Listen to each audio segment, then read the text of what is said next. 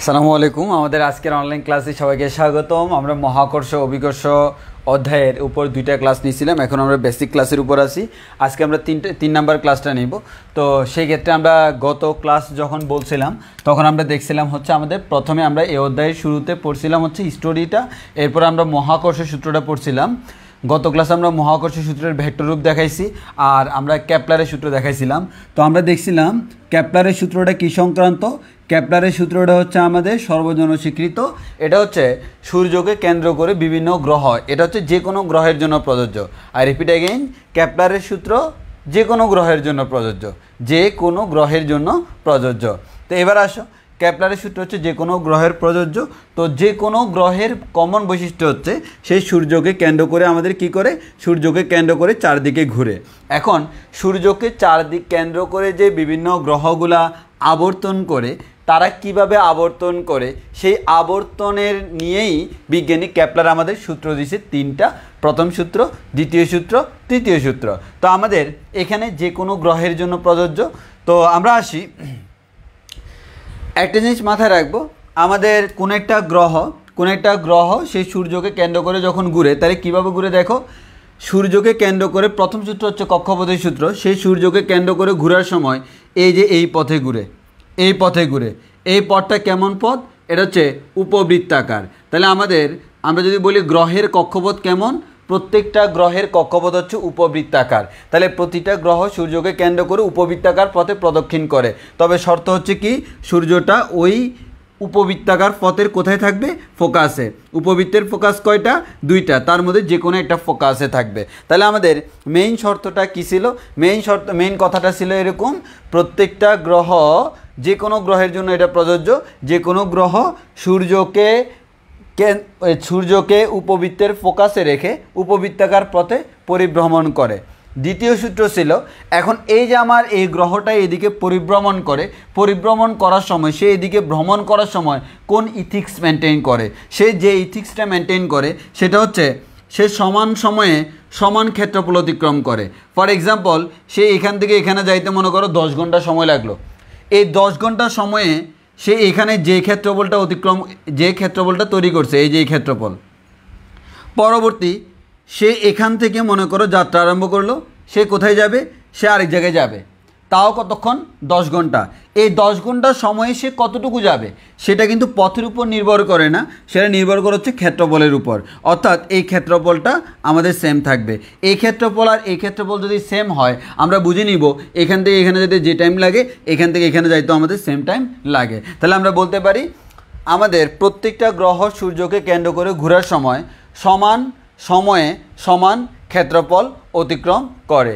এবার আসি, যে কোনো একটা গ্রহ সেই সূর্যকে কেন্দ্র করে পুরোপুরি একবার আবর্তন করলে তাকে আমরা বলি তার পর্যায়কাল। তাকে আমরা কি বলি? তার পর্যায়কাল।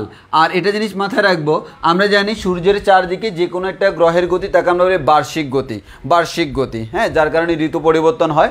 তো পৃথিবীর ক্ষেত্রে এই পর্যায়কালটা হচ্ছে 365 দিন, যাকে আমরা 1 বছর বলি। অর্থাৎ কোন একটা গ্রহ এখান থেকে সম্পূর্ণটা ঘুরে এখানে আসতে যে টাইমটা লাগে তাকে বলি পর্যায়কাল। আর এই পর্যায়কালটাই হচ্ছে কি? 1 বছর। এবং পৃথিবীর ক্ষেত্রে পৃথিবীর জন্য এটা 365 ডেজ, এটা 365 দিন। কার জন্য? অনলি ফর পৃথিবী। অর্থাৎ পৃথিবীর জন্য 365 দিন, এর মানে এনে সবার জন্য। তাহলে পৃথিবী সূর্যকে কেন্দ্র করে পুরোপুরি একবার ঘুরে আসতে 365 দিন সময় লাগে। আর পুরোপুরি একদিন ঘুরে আসলে তাকে আমরা বলি 1 বছর বা একটা পর্যায়কাল। তাহলে আমাদের পৃথিবীর জন্য পর্যায়কাল 365 দিন হলেও অন্য কোনো গ্রহের জন্য পর্যায়কাল 365 দিন হবে এমন কোনো নিয়ম নাই, এক এক গ্রহের জন্য এক এক রকম। এখান থেকে বিজ্ঞানী কেপলার তার তৃতীয় সূত্র দিল। বিজ্ঞানী কেপলার তার তৃতীয় সূত্রে কি বলল? এই যে আমাদের যে কোনো একটা গ্রহ সে এমনভাবে আবর্তন করবে, তার আবর্তনকালটা কি হবে? আবর্তনকালের বর্গ তার অর্ধপরাক্ষের গণের সমানুপাতিক, T square is proportional to A cube. তাহলে আমরা এখান থেকে বলতে পারছিলাম হচ্ছে T square equals to K into A cube. এখান থেকে আমরা বলছিলাম হচ্ছে T square divide by A cube equals to constant. এর মানে যে কোনো গ্রহের জন্য তার পর্যায়কালের বর্গ এবং অর্ধপরাক্ষের ঘন এই দুইটার অনুপাত সবসময় ধ্রুবক। এবার আমি ধরে নিলাম হচ্ছে ভাইয়া এটা আমার একটা গ্রহ আর এটা আমার আরেকটা গ্রহ, মনে করো এটা হচ্ছে আরেকটা গ্রহ, এটা হচ্ছে আরেকটা গ্রহ। এই গ্রহের পর্যায়কাল T1, এই গ্রহের পর্যায়কাল T2। এই গ্রহের জন্য অর্ধপরাক্ষের ক্ষেত্রফল দূরত্ব হচ্ছে A1 আর এটার জন্য অর্ধপরাক্ষ হচ্ছে A2। তাহলে আমরা এখান থেকে খুব সুন্দর করে বলতে পারি প্রথমটার জন্য T1 square divided by A1 কিউবের মান যা, দ্বিতীয়টার জন্য T2 square divide by A2 কিউবের মানও সেম। এখান থেকে আমরা একটা গ্রহের পর্যায়কাল জানলে আরেকটা গ্রহের পর্যায়কাল বের করতে পারি। এবং আমাদের ক্যালকুলেশনের ক্ষেত্রে আমরা এটাকে কেমন ধরে নিই, আমরা বৃত্তাকার ধরে নিই যে বৃত্তের কেন্দ্রে আছে সূর্য আর এখানে আছে গ্রহ, আর এই দূরত্বটাকে আমরা বলি বৃত্তাকার পথের ব্যাসার্ধ। আর এই বৃত্তাকার পথের ব্যাসার্ধ মানে হচ্ছে গ্রহ এবং সূর্যের মধ্যবর্তী দূরত্ব। এটা হচ্ছে গ্রহ এবং সূর্যের মধ্যবর্তী দূরত্ব। তখন আমি এর জায়গায় আমরা কি দিব, আর দিব। গত ক্লাস পর্যন্ত আমরা এটুকুই পড়ছিলাম। তো আজকে আমরা যে কাজটা করব, আজকে আমরা সামনের দিকে আগাবো। এই যে কেপলারের তৃতীয় সূত্র সেটা আমরা এখন প্রমাণ করব। কেপলারের তৃতীয় সূত্র আমরা সেটা প্রমাণ করব। এবং আমরা আরেকটা জিনিস দেখব, এই কোন একটা গ্রহ যখন সূর্যকে কেন্দ্র করে ঘুরে এই গ্রহটা কত বেগে ঘুরে তার বেগটা আমরা এখান থেকে বের করতে পারবো। তো আগে বলো আমাদের এতটুকু ক্লিয়ার কিনা? আগে বলো একটু ক্লিয়ার কিনা? এতটুকু আমরা গত ক্লাসে পড়ছিলাম। হ্যাঁ, এতটুকু আমরা গত ক্লাসে পড়ছিলাম। এবার আমরা আজকের ক্লাসের পড়াশোনা আরম্ভ করব। মানে গত ক্লাসের জিনিসটাকে আমি একটু সংক্ষেপে তোমাদের সামনে উপস্থাপন করলাম। কেপলারের 3টা ল, এবং এই 3টা ল এর মধ্যে থার্ড যে লটা, এই থার্ড লটা হচ্ছে আমাদের ম্যাথের জন্য ইম্পর্টেন্ট। ম্যাথে আমাদের এই থার্ড ল থেকে আসতে পারে। আর এখানে আমরা মাথায় রাখবো, আমি বারবার একটা কথা বলতেছি, ভাইয়া সূর্যকে কেন্দ্র করে গ্রহগুলো উপবৃত্তাকার পথে ঘুরে, কিন্তু আমরা যে কাজটা করি, আমরা তো সুবিধাবাদী, আমরা সুবিধা নেওয়ার জন্য আমরা এটাকে বৃত্তাকার ধরে নিই। বৃত্তাকার ধরলে আমার অনেক সুবিধা, এবং বৃত্তাকার ধরেই আমরা এই সূত্র এখন প্রমাণ করব। অর্থাৎ আমরা জাস্ট মেনে নিব এটা উপবৃত্তাকার, এটা আসলে সত্যি। এখানে অর্ধপরাক্ষের গণফলের সমানুপাতিক, এটাও সত্যি।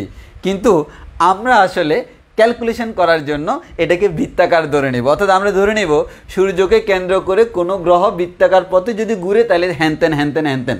কিন্তু আসলে তো এমন না, বাট আমরা এমন ধরে নেব কারণ আমরা সুবিধাভোগী।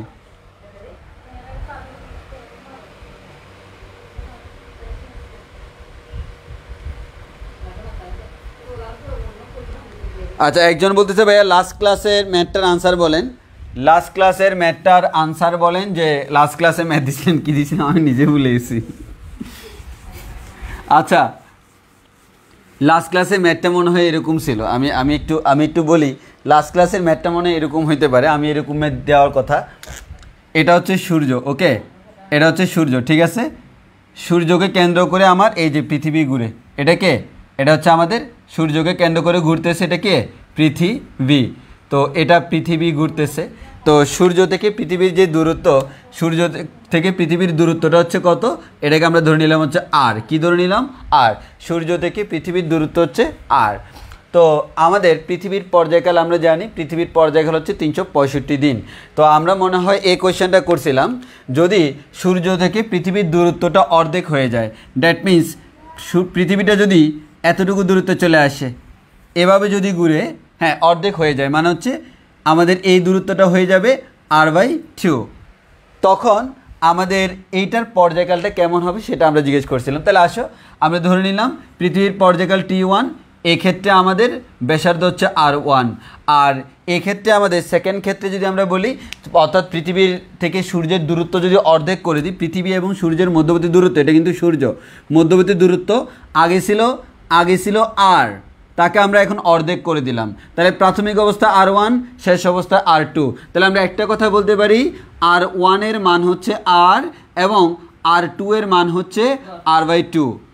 প্রাথমিক অবস্থায় পর্যায়কাল T1 সমান হচ্ছে 365 ডেজ, এবং শেষ অবস্থায় পর্যায়কাল T2 = what? তো আমরা এখান থেকে সুন্দর করে বলতে পারি আমার T2 মানটা বের করতে হবে, অর্থাৎ দূরত্বটা অর্ধেক করে দিলে পর্যায়কাল কত হবে। তো আমরা জানি কি T1 square divided by r1 whole cube = T2 square divided by r2 whole cube. তাহলে আমরা এখান থেকে যেটা বলতে পারবো, T2 স্কোয়ারের মান বের করতে হবে। আসো আমরা বের করি। তো আমরা এখান থেকে বের করি হচ্ছে T2 স্কোয়ার = বলা যায় r2 divided by r1 whole cube into T1 square. মানে আমি কিউব দুইটাকে একসাথে করে দিছি আর কি। এবার তুমি R2 এর মান বসাও। R2 মানে হচ্ছে actually this is R divided by 2, R1 means this is R whole cube into T1 square. তাহলে দেখো আমাদের ছোটো হাতের আর কাটাকাটি চলে যাবে, তাহলে এখানে কি থাকবে 1/2 হোল কিউব, দ্যাট মিনস 1/8। তাহলে আমরা বলতে পারি হচ্ছে 1/8 T1 স্কোয়ার, কার মান T2 স্কোয়ারের মান। আমার কার মান লাগবে T2 এর মান লাগবে, তাই T2 ইকুয়ালস টু হচ্ছে 1/3√8 ইন্টু T1। এবার তুমি ক্যালকুলেশন করো, আমাদের ক্যালকুলেশন করলে যা আসে এই T1 এর মান হচ্ছে 365 ডেজ, যেটা হচ্ছে বর্তমানে পৃথিবীতে 1 বছরে এত দিন। এখন পৃথিবী যদি এখানে না থাকে এখানে চলে আসে, মধ্যবর্তী দূরত্ব যদি অর্ধেক হয়ে যায়, তাহলে পৃথিবীতে 1 বছরে এত দিন হবে, সেটা আমরা এখান থেকে বের করলাম। সিমিলারলি তোমাকে কোয়েশ্চেন করতে পারে, যদি আমার বর্তমান ব্যাসার্ধের 2 গুণ হয়ে যায়, 3 গুণ হয়ে যায়, 4 গুণ হয়ে যায়, 3 ভাগের 1 ভাগ হয়ে যায়, 4 ভাগের 1 ভাগ হয়ে যায়, এই ধরনের কোয়েশ্চেন করতে পারো। হোয়াট এভার এনি প্রবলেম তুমি এটা করতে পারবা। এক কথায় গ্রহের সাথে গ্রহের কম্প্যারিজন, গ্রহের সাথে গ্রহের পর্যায়কালের কম্প্যারিজন আমরা এই সূত্র দিয়ে করতে পারি। কথা ক্লিয়ার কিনা বলো, কথা ক্লিয়ার কিনা? এই সবাই আনসার পাইছো কিনা? সবাই আনসার পাইছো কিনা? সবাই আনসার পাইছো কিনা?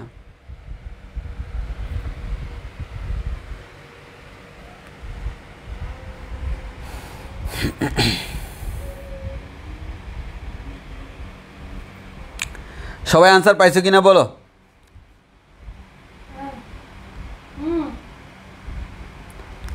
আনসার পাইছো কিনা বলো? এভাবে তুমি যে কোনোটা করতে পারবা, এভাবে যে কোনোটা করতে পারবা। তো অনেক সময় তোমাকে দেখা গেল পৃথিবীর পর্যায়কালে, পৃথিবীতে 1 বছরে এতদিন, মঙ্গলে 1 বছরে কতদিন, তো মঙ্গলের ব্যাসার্ধ পৃথিবীর সাথে রিলেশনটা তোমাকে দিয়ে দিল, তখন তোমাকে করতে হবে। ওকে,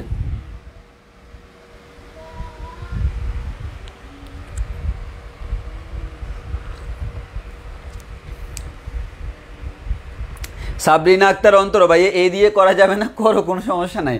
সাধারণত আমরা যে কাজটা করি সেটা হচ্ছে উপবৃত্তের জন্য আমরা এ ধরি, যাকে আমরা বলি অর্ধপরাক্ষ।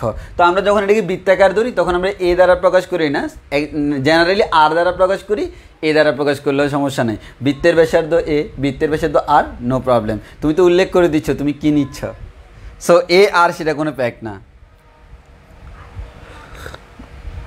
মানুষ সমালোচনা করতে গেলে কতভাবে করতে পারে। ওই দিন একজন শুনলাম যে কী বলে সমালোচনা করতেছে, ইমুভাই তো খালি থিওরি পড়ায়, ম্যাথ করায় না।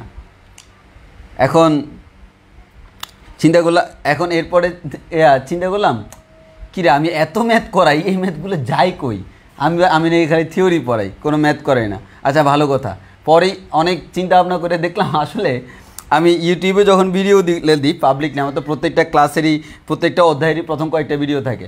এখন প্রত্যেকটা অধ্যায়ের প্রথম কয়েকটা ভিডিওর মধ্যে আমি হচ্ছে থিওরি তো অবশ্যই একটু বেশি গুরুত্ব দিই, কারণ থিওরিটা ডেভেলপ না করলে ম্যাথ করতে পারবে না। যার কারণে আমি দেখবা প্রত্যেকটা অধ্যায়ের ম্যাথগুলো আমি লাস্টের দিকে করাই, অর্থাৎ আগে তোমাকে বেসিকটা ডেভেলপ করাই, তারপর প্রচুর ম্যাথ করাই। তো এখন চিন্তা করবো, বুঝলাম যে আচ্ছা যারা সমালোচনাকারী তারা তো আর মনে করি ইন্টারের স্টুডেন্ট না, তারা হচ্ছে মনে করো আমার মতো যারা পড়ায় এরকম। তো দেখা গেছে তারা যদি দেখে তারা তো আর আমার কোর্স করে না, তাহলে তারা ক্লাস পায় কয়টা, প্রত্যেকটা অধ্যায়ে 3টা ক্লাস, মনে হয় 2-3টা ক্লাস ইউটিউবে পাবলিকলি পায়। এখন ওই 2-3টে ক্লাসে তো আর ভাই তো খুব একটা ম্যাথ করাচ্ছে না, ভাই তো খালি থিওরি পড়াচ্ছে, এর মানে হচ্ছে ভাই ম্যাথ করায় না, খালি থিওরি পড়ায়। আরে যা তোমাদের যা ইচ্ছা বলো, আমি কি জিনিস সেটা আমার স্টুডেন্টরা জানে না, যে বলুক। আমার কথা হচ্ছে আমরা কি পড়াচ্ছি না পড়াচ্ছি সেটা আমরা জানি, আমরা যারা পড়ি তারা জানি, আর অন্যরা জানার আমার দরকারও নাই। অন্যরা কি জানলো না জানলো, কি বললো না বললো, সেটা নিয়ে আমাদের কোনো মাথা ব্যথা নাই। আমি কোনো দিন কাউকে সমালোচনা করতে পছন্দ করি না, তবে সমালোচিত হইতে পছন্দ করি।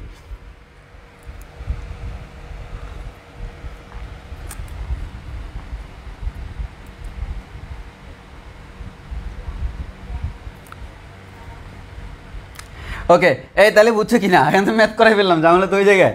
হ্যাঁ, এই ম্যাথটা তাহলে আমাদের কি হলো, যে আমাদের পর্যায়কালের সাথে আমরা আর এর একটা রিলেশন করলাম, সেই রিলেশন করে এখান থেকে আমরা এটা বের করলাম যে আমাদের R1 R2 এর রিলেশন দেওয়া আছে, T1 এর মান জানি, T2 এর মান বের করলাম। তো আমরা তো গত ক্লাসে এটা বলছিলাম যে এই সম্পর্কটা, এখন আমরা এই সম্পর্কটা প্রমাণ করবো। এখন কিন্তু আমরা প্রমাণ করে নেই, প্রমাণ করতে গেলে আবার আরেকটা ছোট এটা ফর্মুলা পেয়ে যাব।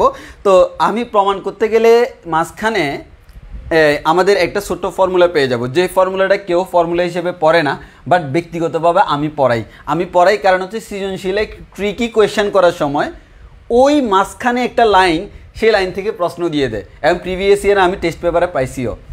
তো এখন এটা কেউ ফর্মুলা হিসেবে পড়ে না, কিন্তু পরীক্ষা দিতেই পারে, ওই কারণে হচ্ছে প্রমাণগুলো লাগে, যে প্রমাণের ভিতরের যে আনাচে কানাচ থেকে প্রশ্ন হইতে পারে। তো আসো আমরা এখন সেই প্রমাণটা করব।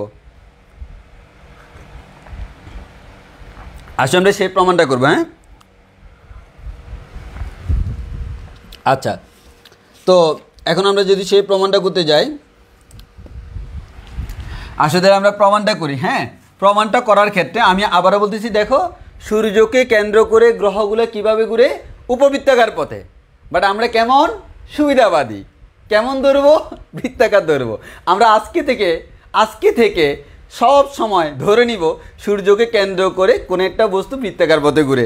এবার বলো দেখি কয়জনের মনে আছে নিউটনীয় বলবিদ্যায় পড়াইছিলাম। দেখি তোমরা কোয়েশ্চেনের আনসার দাও। আনসার দিতে আমি একটু চা খাই আনি। দেখি কোয়েশ্চেনের আনসার দাও। কোনো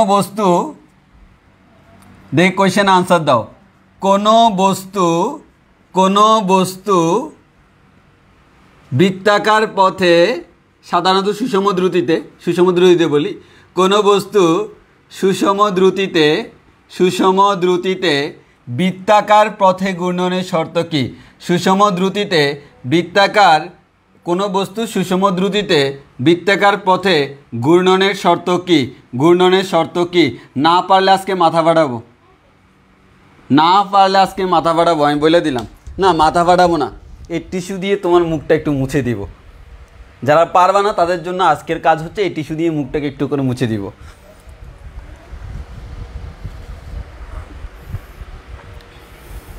কোনো হিন্টস নাই, কিচ্ছু নাই, ডাইরেক্ট নিউটনের বলবিদ্যা পড়াইছি।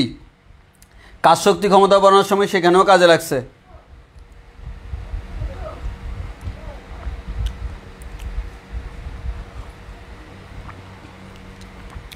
এই যারা বলতেছে আটকাচ্ছে তাদের ওইখানকার প্রবলেম মেবি। হ্যাঁ, তোমাদের ওইখানকার প্রবলেম। অ্যাকচুয়ালি আটকানোর কোনো কারণ না, আমার এখান থেকে খুবই স্মুথলি দেখতে পাচ্ছি আমি। আটকালে আমি আমার এখান থেকে দেখতে পাবো।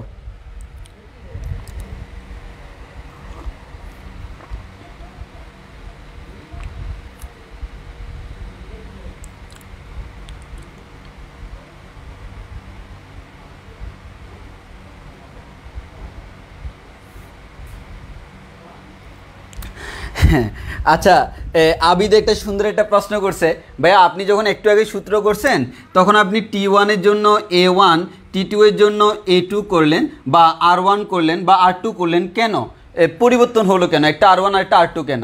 কারণ হচ্ছে একবার সিম্পল জিনিস, এটা সূর্যকে কেন্দ্র করে মনে করো এটা পৃথিবী ঘুরতেছে, এটা মনে করো শুক্র ঘুরতেছে, এটা মনে করো ইউরেনাস ঘুরতেছে, এটা মনে করো নেপচুন ঘুরতেছে, এটা মনে করো প্লুটো ঘুরতেছে। তাহলে তুমিই বলো প্রত্যেকটা গ্রহ কি একই বৃত্তাকার ব্যাসার্ধে ঘুরে? না। আমি যদি বৃত্তাকার ধরে নিই একই বৃত্তাকার পথে না, আমি যদি উপবৃত্তাকার পথে ধরি তাও একই উপবৃত্তাকার পথে না। ওই কারণে প্রত্যেকের পর্যায়কালও আলাদা, প্রত্যেকের ব্যাসার্ধের মানও আলাদা। সেটাই আমরা করছি। আশা করি আবিদ, আশা করি তোমার আনসার পাইছো।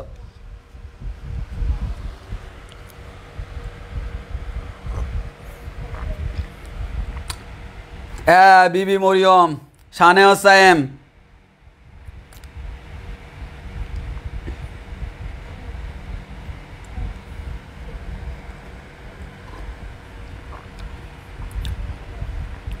কিশোর চৌধুরী, শারমিন আক্তার, এই যে এখন আস্তে আস্তে আনসার বেরোচ্ছে। তানিষ্কা মুন্ত্রাহা,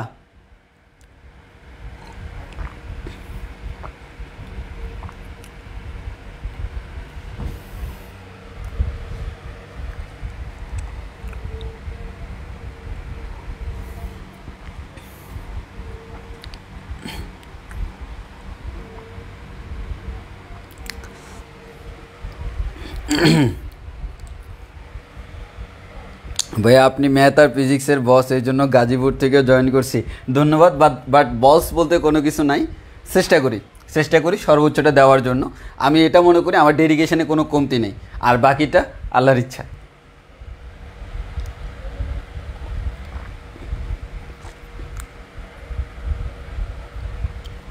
আমি চাটা খাওয়ার জন্য একটু টাইম দাও, হ্যাঁ চা খেয়ে একটু গলাটা গরম করে নিই, তাহলে প্রস্তুত লেভেলের লেকচার দেওয়া যাবে।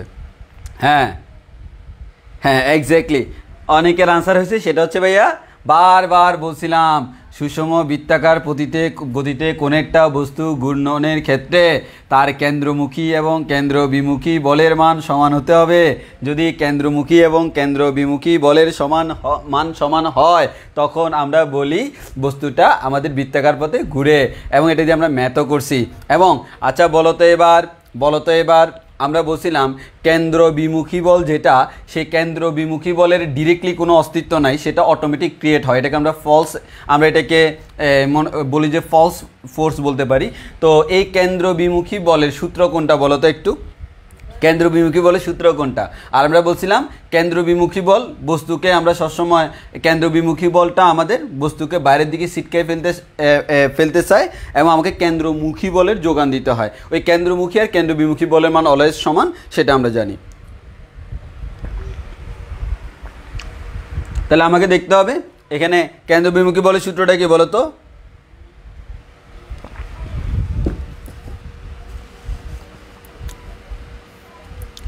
আচ্ছা আসো তাহলে আমরা করা শুরু করি। জি ভাইয়া, কোন একটা বস্তু বৃত্তাকার পথে ঘূর্ণনের শর্ত হচ্ছে ভাইয়া, বৃত্তাকার পথে ঘূর্ণনের শর্ত হচ্ছে কি? কেন্দ্রমুখী বল সমান কেন্দ্রবিমুখী বল। কোন একটা বস্তু বৃত্তাকার পথে ঘূর্ণনের শর্ত হচ্ছে কি? কেন্দ্রমুখী বল সমান কেন্দ্রমুখী বল ইজ ইকুয়ালস টু কেন্দ্রমুখী বল ইকুয়ালস টু কেন্দ্রবিমুখী বল। কেন্দ্রমুখী বল সমান কেন্দ্রবিমুখী বল। তাহলে কেন্দ্রমুখী এবং কেন্দ্রবিমুখী এই দুইটা বল আমার ইকুয়াল হলে তখন আমরা বলতে পারি বস্তুটা আমাদের কি বৃত্তাকার পথে ঘুরে। এবং আমরা বলছিলাম ভাইয়া কেন্দ্রমুখী যে বলটা, সেই কেন্দ্রমুখী বলটা কার উপর কার্যরত হয়? কেন্দ্রমুখী বলটা কেন্দ্রের দিকে কার্যকর হয় কার উপর? বস্তুর উপর। কার উপর? বস্তুর উপর। এবং কেন্দ্রবিমুখী বল যেটা আমাদের কেন্দ্রবিমুখী যেটা, সেই কেন্দ্রবিমুখী বলটা আমার কেন্দ্রের উপর কার্যরত থাকে। তো আমার এই দুইটা সমান হয়, এবং এই ক্ষেত্রে আমরা বলছিলাম কেন্দ্রমুখী বা কেন্দ্রবিমুখী যে কোনো একটার মান হচ্ছে ভাইয়া mv²/r। এখানে বি মানে কি? এখানে বি মানে হচ্ছে এখানকার যে বস্তুটা ঘুরতেছে এই বস্তুটার ভর হচ্ছে m, এই বস্তুটা যত বেগে আমাদের যত দ্রুতিতে ঘুরতেছে সেই বেগটা হচ্ছে আমাদের v, এবং যে বৃত্তাকার পথের ব্যাসার্ধে ঘুরতেছে তার ব্যাসার্ধ হচ্ছে r। তাহলে এই mv²/r এটা হচ্ছে আমার কি কেন্দ্রবিমুখী বল। এবং এই কেন্দ্রবিমুখী বলটাকে এই কেন্দ্রবিমুখী বলের সমপরিমাণ একটা কি লাগবে? কেন্দ্রমুখী বল লাগবে। সেটা কি করতে হবে? যোগান দিতে হবে। এখন আমার প্রশ্ন হচ্ছে আমরা এই থিমটা যখন পড়ব তখন দেখব এখানে আছে সূর্য, এখানে আছে গ্রহ, এখানে কেন্দ্রমুখী বলের যোগান কে দিবে? কেন্দ্রমুখী বলের যোগান যে দিবে তার নাম হচ্ছে মহাকর্ষ বল। কারণ সূর্যের ভর আছে, আবার গ্রহেরও বল আছে, এই গ্রহ এবং সূর্যের মধ্যে একটা মহাকর্ষ বল আছে, সেই মহাকর্ষ বলটা কেন্দ্রমুখী বলের যোগান দিবে। তাহলে আমরা বলতে পারবো কেন্দ্রমুখী সমান কেন্দ্রবিমুখী যদি হয় তাহলে আমরা বলতে পারবো বস্তুটা বৃত্তাকার পথে ঘূর্ণায়মান থাকে। একেবারে দুনিয়ার মানে যত জায়গায় তুমি দেখবা, তুমি জাস্ট মনে রাখবা ভাইয়া কোন একটা বস্তু বৃত্তাকার পথে ঘুরতেছে, সাথে সাথে তোমার মাথায় ধরতে হবে কেন্দ্রমুখী বল সমান কেন্দ্রবিমুখী বল। এবার আসো, আমরা আগেই বলছিলাম উপবৃত্তাকার, এখন আমি আর ধরবো না, সবসময় বৃত্তাকার ধরে নিব, কারণ আমরা কেমন সুবিধাভোগী। তাহলে আসো আমরা সুবিধাভোগ করি। এটাই হচ্ছে আমার সেই বৃত্তাকার পথ। বৃত্তটা বৃত্তের মতো হয়েছে কিনা জানি না, মোরলেস হয়েছে। তাহলে এটা হচ্ছে বৃত্তের কেন্দ্র। কেন্দ্রে আছে কে? কেন্দ্রে আছে হচ্ছে সূর্য। কেন্দ্রে আছে কে? সূর্য। এবং এইদিকে কে আছে? পৃথিবী নাকি গ্রহ? ভাইয়া যে কেউ, মানে গ্রহ, যে কোনো গ্রহ। পৃথিবী তো একটা গ্রহ, যে কোনো গ্রহ থাকতে পারে। আমি বারবার গ্রহ বলতেছি, পৃথিবী বলতেছি না। কেন? কারণ সকল গ্রহের জন্য প্রযোজ্য। মানে তুমি পৃথিবীর জন্য প্রয়োগ করতে পারবা, অন্য যে কোনো গ্রহের জন্য প্রয়োগ করতে পারবা। অনেকে বলার সময় বারবার খালি পৃথিবী বলে, পোলামেন মনে করে যে এটা মনে হয় খালি পৃথিবীর জন্য প্রযোজ্য। না, কেপলারের সূত্র গ্রহের জন্য প্রযোজ্য, পৃথিবীর জন্য না। পৃথিবী গ্রহ বিধে পৃথিবীর জন্য প্রযোজ্য হচ্ছে, এর মানে এই নয় যে শুধু পৃথিবী, যে কোনো গ্রহের জন্য প্রযোজ্য। এবার আসো, এটা সূর্য এবং এটা গ্রহ, এই তাদের মধ্যবর্তী দূরত্ব হচ্ছে আর। তারা কেমন পথে ঘুরে? এখন থেকে ধরে নিব বৃত্তাকার, তাহলে আমাদের বৃত্তাকার পথে ঘুরে, মনে করো সূর্যকে কেন্দ্র করে সে এভাবে ঘুরতেছে, এখানে তার বেগের মানটা, সেই বেগের মানটা হচ্ছে v। যেই পথে ঘুরতেছে ওই পথের ব্যাসার্ধ হচ্ছে আর। তাহলে আমি নিশ্চয়ই এখানে একটা কথা বলতে পারবো, এটা হচ্ছে সূর্য, এটা হচ্ছে গ্রহ। তাহলে আরটা কি? এই আর মানে হচ্ছে, স্পেশালি আরটা মাথায় রাখতে হবে, আর মানে আমরা অনেকে বুঝি না, এই আর মানে হচ্ছে সূর্য ও গ্রহের মধ্যবর্তী দূরত্ব। সূর্য ও গ্রহের মধ্যবর্তী দূরত্ব, এই জিনিসগুলো ক্লিয়ার না থাকার কারণে আমরা ম্যাথ করতে পারি না পারফেক্টলি। ম্যাথে ঘুরিয়ে দিলে আমরা ঘুরে যাই। তাহলে আর মানে হচ্ছে সূর্য এবং গ্রহ তাদের মধ্যবর্তী দূরত্ব। এই ভি মানে কি? ভি মানে হচ্ছে কি? বেগ বা দ্রুতি। কার দ্রুতি? গ্রহের দ্রুতি। কেন? গ্রহ আমার বৃত্তাকার পথে ঘুরতেছে, তাহলে আমরা বলতে পারি গ্রহের দ্রুতি। এই গ্রহের দ্রুতিটা বা আমরা অনেক সময় বেগের মান বলতে পারি, সেটা হচ্ছে ভি। এবার একটু ভালো করে খেয়াল করে দেখি ভাইয়া, আমরা এখানে বলতে পারবো ভি কি ভাইয়া? কেন্দ্র বিমুখী বল। আমরা বলতে পারবো কেন্দ্র বিমুখী বল সমান হচ্ছে mv square divided by R. এখন একটু ভালো করে খেয়াল করে দেখি এটার ভর কত, এটার ভর কত সেটা আমরা দেখব। এদের ভরগুলা আমরা দেখব। খুব মনোযোগ দিয়ে খেয়াল করো। আমাদের যে সূর্য, এই সূর্যের ভরটাকে আমি বড় হাতের এম দ্বারা প্রকাশ করতেছি, আর গ্রহের ভরটাকে ছোট হাতের এম দ্বারা প্রকাশ করতেছি। তাহলে মাথায় রাখবো বড় হাতের এম কার ভর? বড় হাতের এম কার ভর? ছোট হাতের এম কার ভর? ভুল করা যাবে না। আমরা বড় হাতের এম মানে ধরে নিছি কার ভর? সূর্যের ভর। তাহলে সূর্যের ভর মানে হচ্ছে বড় হাতের এম। তাহলে যেখানে বড় হাতের এম দেখব এর মানে হচ্ছে সূর্যের ভর। আর ছোট হাতের এম মানে কি? ছোট হাতের এম মানে হচ্ছে গ্রহের ভর। ছোট হাতের এম মানে কি? গ্রহের ভর। তাহলে আমরা দেখো এখানে প্রথম টার্ম, আমাদের ফার্স্ট টার্মস অ্যান্ড কন্ডিশনস, এটা হচ্ছে এখানে কোনটা কোন টার্ম সেটা জানতে হবে। তাহলে আই রিপিট এগেইন, সূর্যকে কেন্দ্র করে কোনো গ্রহ উপবৃত্তাকার পথে ঘুরে, কিন্তু আমরা ক্যালকুলেশনের সুবিধার্থে বৃত্তাকার ধরে নিলাম। তাহলে সূর্যকে কেন্দ্র করে কোনো একটা গ্রহ বৃত্তাকার পথে ঘুরতেছে, যে বৃত্তাকার পথে ঘুরতেছে তার ব্যাসার্ধ আর। এই কথাটার মানে হচ্ছে সূর্য এবং গ্রহের মধ্যবর্তী দূরত্ব হচ্ছে আর। এরপর যত বেগে ঘুরতেছে তার বেগের মানটা হচ্ছে ভি।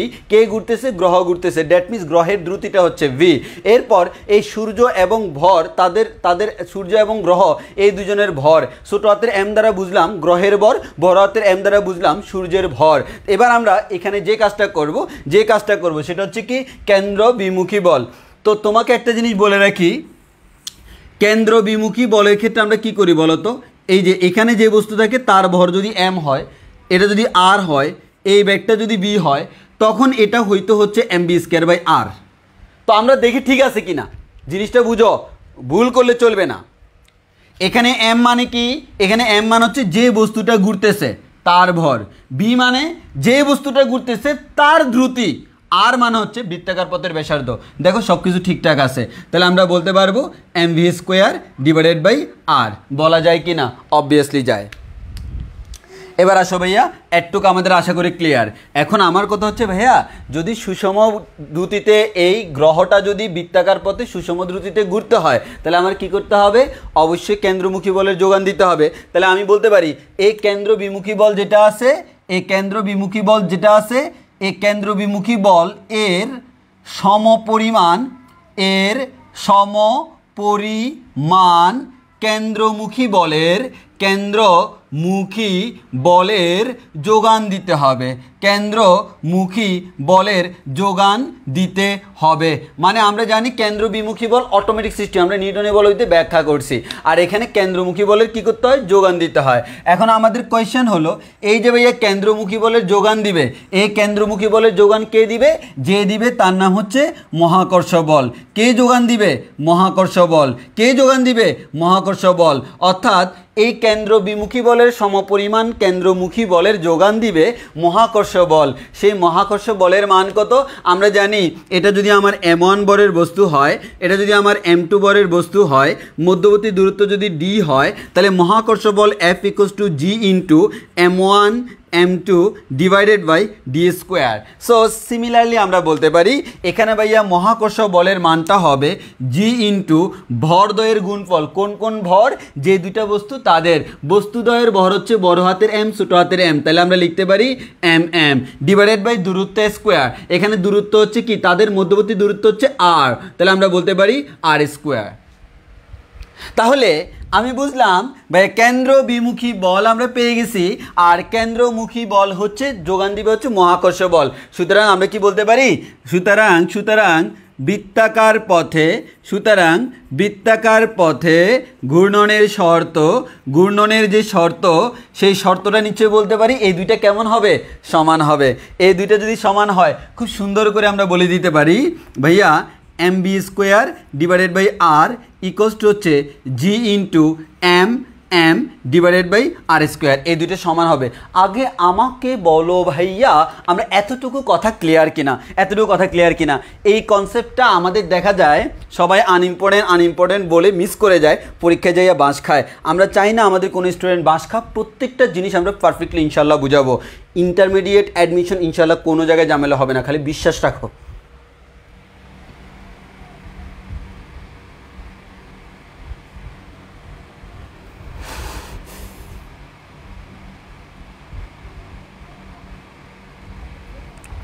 বিবি মরিয়ম ভাইয়া এরা তো বস্তু না, পৃথিবী আর সূর্য না। পৃথিবী এবং সূর্যকে আমরা বস্তু বলতে পারি না। দেখো মহাকর্ষী সূত্র কার জন্য অ্যাপ্লিকেবল? মহাকর্ষী সূত্র ভরযুক্ত যে কার জন্য অ্যাপ্লিকেবল। এই পৃথিবীরও তো ভর আছে, সূর্যেরও তো ভর আছে। মহাকর্ষ সূত্র অ্যাপ্লাই করা যাবে কি না এটা বুঝতে হলে তুমি তাদেরকে আগে জিজ্ঞেস করতে হবে তোমাদের কি ভর আছে? জি ভাই আছে। তাহলে তোমাদের জন্য মহাকর্ষী সূত্র নিউটন দিয়ে আছে। আরে ভাই এটারও ভর আছে, এটারও ভর আছে, কাজ হয়ে গেছে। ভর আছে কিনা সেটা দেখব, ভর থাকলে মহাকর্ষী সূত্র অ্যাপ্লাই করা যাবে। কিরে কি বাঁশ নিয়ে খেলা চলতেছে? শ্যাম একটা কথা বললো বাঁশের মধ্যেও ভালো জিনিস থাকে। হে একটা কাহিনী বুঝছো, একবার হচ্ছে ছোটোবেলা, তোমরা পাইছো কিনা আমি জানি না, তখন আমি মনে হয় ক্লাস 6-7 বা 6-7 পড়তাম এরকম। এক আত্মীয়ের বাসায় গেছি বুঝছো। তখন হোপফুলি রমজান মাস, কোনো একটা কারণে মনে হয় গেছিলাম। তো রমজান মাসটা কি শিউলি বলতে পারতেছি না। তো হঠাৎ করে কী হলো জানো, হঠাৎ করে আমি সকালে উঠে শুনি যে কিরে সবাই নাকি কি খাইয়া অবস্থা, মানে তারা বাঁশের পানি টানি খাইয়া অবস্থা খারাপ। আমার নাকি রাত্রে অনেকবার ডাকছে, আমি ঘুম থেকে উঠিনি। আর আমি তখন ঘুমাইতাম যে এমন ঘুমাইতাম, ঘুমাইলে দুনিয়া কোথায় আমি কোথায় ঠিক নাই, ঘুমের জায়গায় আমি আমার জায়গায়। তো এখন দেখা গেছে তোমার এরপরে সকালে উঠে শুনলাম যে কালকে রাতে নাকি বাঁশ থেকে পানি বের হয়েছে। এখন যারা বাঁশ কাটলে পানি বের হয়, সবাই পানিগুলো নিয়ে খাচ্ছে। এই পানিগুলো খাইলে নাকি সর্বরোগের ওষুধ, এটা হয় হ্যান ত্যান। পরে দেখলাম যে যারা খাইছে তারা তো খুবই খুশি, কেন তাদের নিয়ত পূর্ণ হবে এটা সেটা। তো ওই জন্য বলা হয় যে বাঁশের মধ্যে আসলে বাঁশের মধ্যে গুণ আছে। পরে দেখলাম যে টিভিতেও নিউজ দেখাচ্ছে যে গতদিন মানুষ, পরে দেখলাম যে না এটা একটা গুজব ছিল, যে আমাদের বাঁশের মধ্যে দেখা যায় তোমার এই যে যখন আমাদের এই যে কি বলে শীত বা এরকম কোনো একটা সিজনে, মানে একটা স্পেসিফিক সিজনে বাঁশের যে ভিতরে ফাঁপা জায়গা থাকে সেখানে কিছু পানি অটোমেটিক জমা থাকে, তো কাটলে অটোমেটিক পানি বের হবে। এখন এটা সিজনের উপর ডিপেন্ডেন্ট। তো সিজনের উপর যেহেতু ডিপেন্ডেন্ট, বাংলাদেশের এই প্রান্ত আর ওই প্রান্ত, যে প্রান্তেই মাছ কাটুক না কেন পানি তো সবার থেকে বের হবে। তো সবাই যে কাজটা করতেছে কাইটা পানি খাচ্ছে। আরে আল্লাহ কি এক অবস্থা।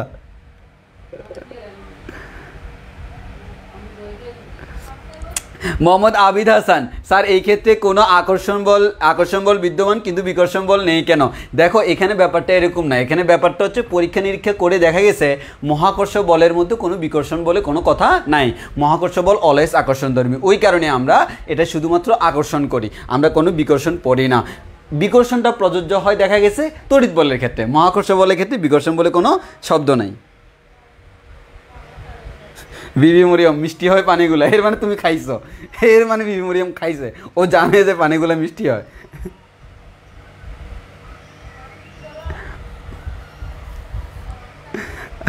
আচ্ছা আচ্ছা,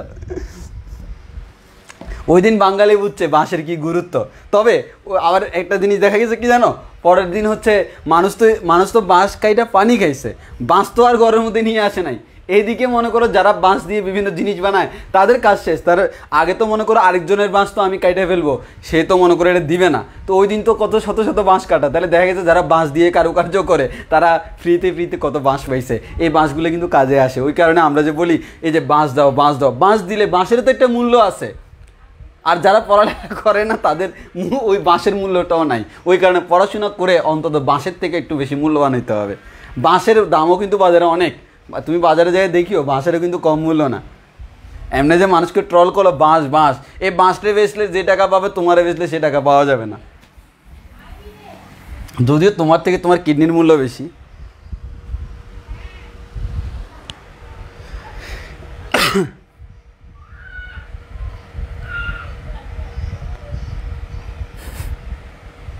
আচ্ছা আসো, আচ্ছা একটু বুঝছি কিনা, একটু ক্লিয়ার করো, একটু বুঝছি কিনা। তাহলে আমরা এখান থেকে যে জিনিসটা বলতে পারি, একটা কাজ করতে পারি কি, দেখো একটু খেয়াল করে দেখো, এই ছোট হাতের এম যে কথা, এই ছোট হাতের এমও কিন্তু সেম কথা, একই জায়গা থেকে লিখছি। ছোট হাতের এম চলে যাচ্ছে, এই ছোট হাতের আর এই ছোট হাতের পার্থক্য নাই, এই দুইটা কাটাকাটি করলে একটা আর থাকে। তাহলে আমরা এটাকে সুন্দর করে লিখতে পারি, কিভাবে লিখতে পারি, এদিকে আছে ভাইয়া V square equals to G M divided by R. এই জিনিসটা থেকে বলতে পারি ভাইয়া V equals to root over G M divided by R. তোমাদেরকে আমি আমার একটা শর্টকাট হাতে লেখা শিট দিব, সেই শিটে এটা লেখার সময় আমি ভুলে রুটটা দিই না, একটু খেয়াল করে দেখিও, আমি দেওয়ার সময় ভুলে রুটটা দিই নাই, মানে এখানে রুট ওভার হবে, রুটটা আমি দিতে ভুলে গেছিলাম, এই লাইন থেকে এই লাইনে আসার সময় রুটটা দিই নাই, তো এটা খেয়াল করিও। তাহলে এই ভিটা কি আমাদের, ওই যে বললাম প্রমাণের মাঝখান থেকে আসে, এটা হচ্ছে প্রমাণের মাঝখানের লাইন। বইতে এই লাইনটা লেখা নাই, বইতে শুধু এই লাইনটা লেখা আছে, এই লাইন থেকে অন্য একটা জায়গায় চলে গেছে, সেই জায়গায় আমরাও যাব, মানে এখান থেকে সরাসরি আস্তে আস্তে ক্যালকুলেশন করতে করতে ওই যে আমরা গতদিন বলছিলাম কার সূত্র, কেপলারের তৃতীয় সূত্র, সেখানে চলে গেছে। কিন্তু এই লাইন থেকে কষ্ট করে বইতে এই লাইনটা এনে দেখাই নাই, এবং পরীক্ষায় আমার এখান থেকে প্রশ্ন আসে। প্রশ্নটা কি দেখো, V equals to root over G M by আর।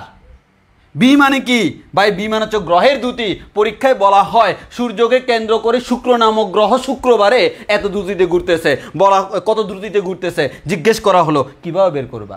তার জন্য ফর্মুলা হচ্ছে এটা। এই ফর্মুলার মধ্যে আবার কাহিনী আছে, তোমাকে বুঝতে হবে কোন জিনিসটা কি। এখানে জি মানে সার্বজনীন মহাকর্ষীয় ধ্রুবক, এখানে বড় হাতের এম, দেখো আমরা এই অধ্যায় পড়ার সময় বড় হাতের এম দুই জায়গায় ইউজ করব, একটা হচ্ছে এই জায়গায়, আর একটা হচ্ছে যখন অভিকর্ষ বল পড়ব। এই জায়গায় বড় হাতের এম মানে কিন্তু সূর্যের ভর, আর ওইখানে যখন পড়বো তখন বড় হাতের এম মানে আমরা পৃথিবীর ভর ধরবো। সো মাথায় রাখবা এই সূত্র করার সময় এখানকার এই বড় হাতের এম মানে হচ্ছে সূর্যের ভর, আর ছোট হাতের আর মানে হচ্ছে সূর্য এবং যে কোনো গ্রহের মধ্যবর্তী দূরত্ব। তাইলে আমার এই সূত্র ঠিক আছে। এবার প্রশ্ন হচ্ছে ভাইয়া পরীক্ষায় যদি এই প্রশ্ন আসে তাহলে কি আমরা সরাসরি করতে পারবো? উত্তর হলো জি না, আপনাকে প্রমাণ করে এই লাইন পর্যন্ত আইসে তারপর করতে হবে।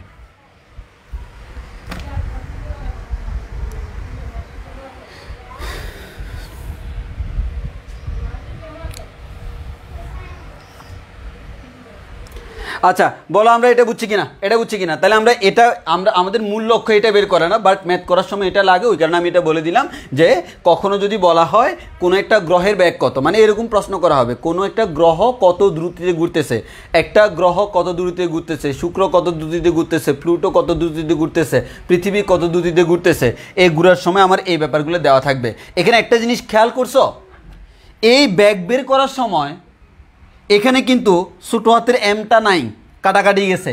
তাহলে আমরা একটা কথা বলতে পারি, কোনো গ্রহ জোরে ঘুরবে নাকি আস্তে ঘুরবে সেটা তার নিজের ভরের উপর নির্ভর করে না। এটা গ্রহ বড় গ্রহ হোক ছোট গ্রহ হোক, গ্রহের নিজস্ব ভরের উপর নির্ভর করতেছে না। সো সেটা নিয়ে তোমার কোনো টেনশন নাই।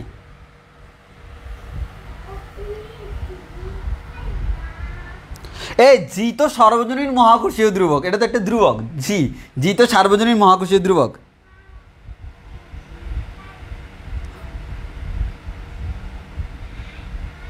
জি হচ্ছে সার্বজনীন মহাকর্ষীয় ধ্রুবক, এটা তো কোনো ভেক্টর না। আচ্ছা একটুকু আশা করি ক্লিয়ার নাকি? তাহলে তোমরা এটাকে ফর্মুলা হিসেবে শিখে রাখবে। হ্যাঁ আমি আবারও বলতেছি, তোমাদের মাথায় রাখতে হবে এটা ফর্মুলা শিখবা, তবে আমাদের পাশে এটাও লিখে রাখবা, not directly usable. Directly use করা যাবে না, তোমাকে পুরোটা করে আসতে হবে। হ্যাঁ আমাদের এটা ফর্মুলা, তবে ডিরেক্টলি সৃজনশীলে রিটেনে এমসিকিউর জন্য সরাসরি করা যাবে, রিটেনে তুমি এটা ডিরেক্টলি ইউজ করতে পারবা না, রিটেনের জন্য তোমাকে প্রমাণ করে আসতে হবে। তাহলে আমাকে বলো আগে একটু বুঝছি কিনা, একটু বুঝলে এবার আমরা চলে যাব কোথায়? এবার আমরা চলে যাব হচ্ছে আমাদের ওই যে কেপলারের সূত্রে। ঠিক আছে, তাহলে আসো আমরা কেপলারের সূত্রটা প্রমাণ করব।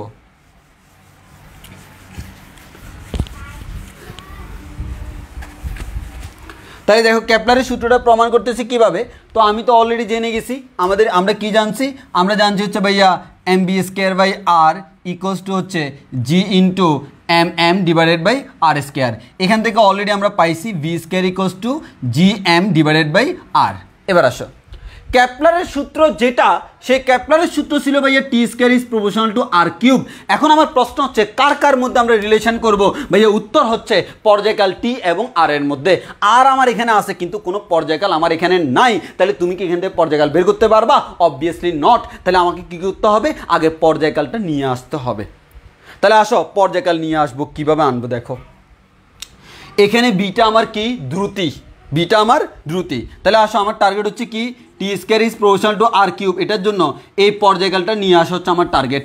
এখন আসো আমি তোমাকে পর্যায়কাল এনে দেখাচ্ছি।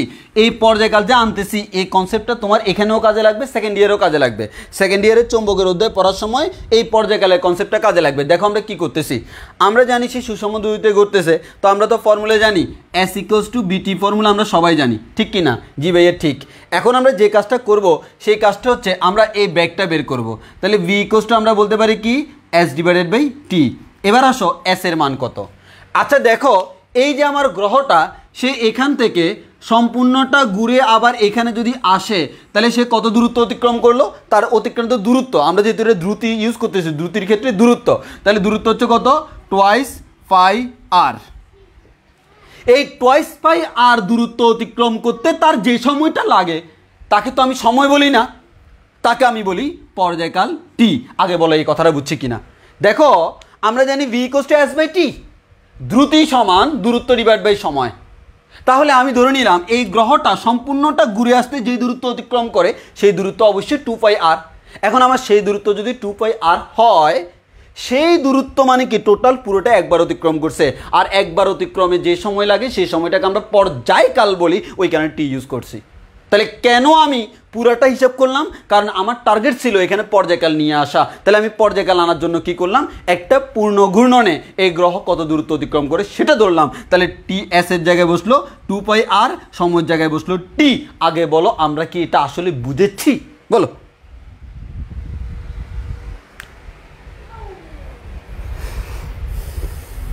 বলো বুঝছি কিনা?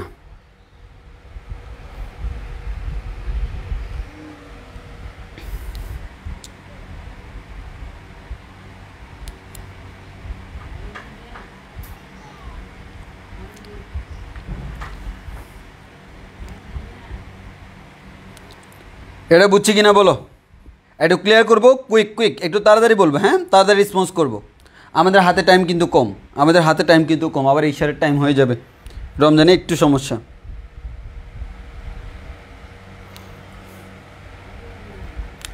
অপরাজিতা দাস বউ ভাইয়া আরেকবার, আচ্ছা হ্যাঁ বলতেছি আমি আরেকবার একটু করে বলতেছি। দেখো মেইন কথা হচ্ছে আমরা এটা তো জানি যে কেন্দ্রমুখী বল সমান কেন্দ্র বিমুখী বল। তো কেন্দ্র বিমুখী বল এমবি স্কয়ার বাই আর। এখানে কেন্দ্রমুখী বলের যোগান দিচ্ছে হচ্ছে মহাকর্ষ বল। তাহলে আমার কেন্দ্র বিমুখী বল এদিকে কাজ করতেছে এমবি স্কয়ার বাই আর, আর মহাকর্ষ বল এদিকে কাজ করতেছে G into M M divided by R square. এই দুইটা থেকে আমরা কাটাকাটি করে আমরা এখান থেকে পাইলাম হচ্ছে V square equals to G M by R. এখন আমার এটা আমরা করতেছি কেন? এটা আমরা করতেছি কারণ হচ্ছে কেপলারের তৃতীয় সূত্রটা আমরা প্রমাণ করব। তো কেপলারের তৃতীয় সূত্র কার কার মধ্যে সম্পর্ক? পর্যায়কাল এবং ব্যাসার্ধের মধ্যে সম্পর্ক। তো যেহেতু আমরা বৃত্তাকার ধরতেছি ব্যাসার্ধই বলি, তো পর্যায়কাল এবং ব্যাসার্ধের মধ্যে যদি সম্পর্ক বলি, এই ইকুয়েশনের দিকে তুমি তাকায় দেখো, এই ইকুয়েশনে ভাইয়া আমার ব্যাসার্ধ নামক একটা টার্ম আছে কিন্তু পর্যায়কাল নামক কোনো টার্ম নাই।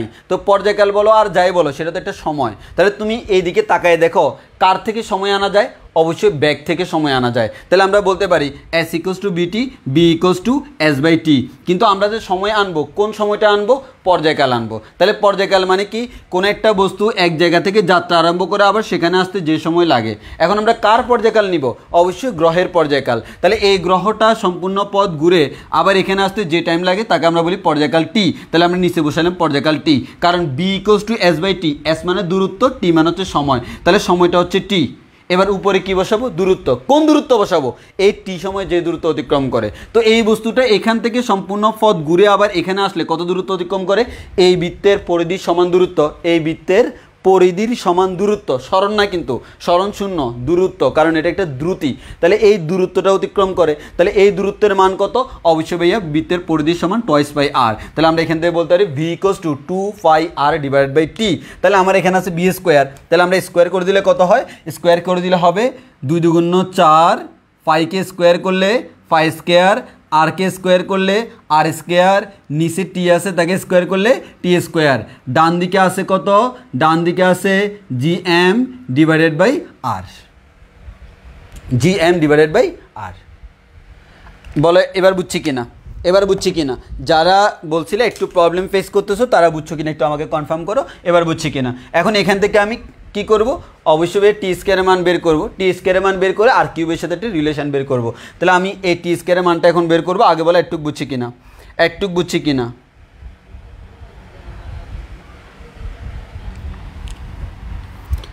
এতটুকু বুঝছি কিনা একটু বলি।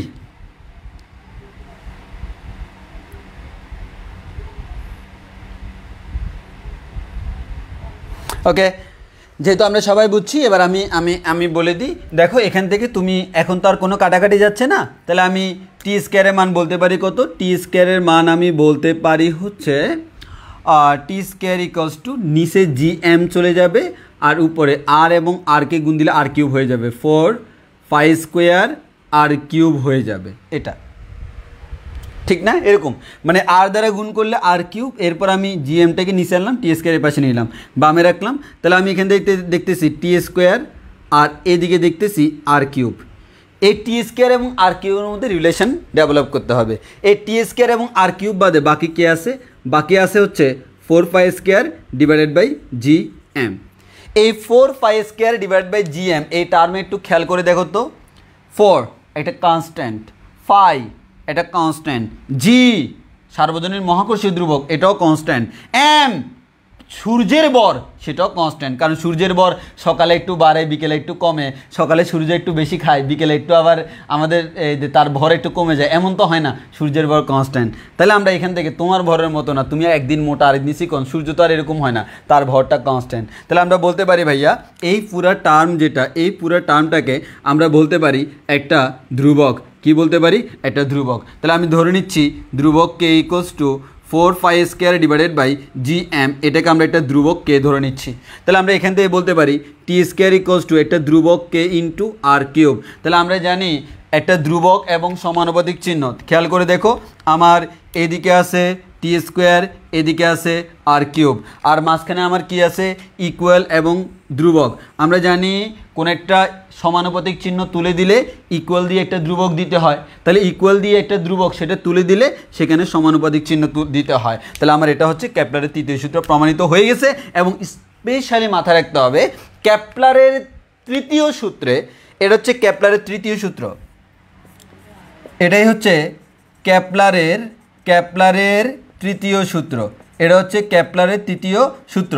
এবং এই কেপলারের তৃতীয় সূত্রে আমরা যে ধ্রুবকটা ব্যবহার করলাম, এই ধ্রুবককে এই কে এর একটা নির্দিষ্ট মান আছে, সেই কে এর মান হচ্ছে 4π square divide by G M. এটা আমার এমসিকিউর জন্য মোস্ট ইম্পর্টেন্ট। কেপলারের দ্বিতীয় সূত্রে আমাদের কে এর মানটা কত?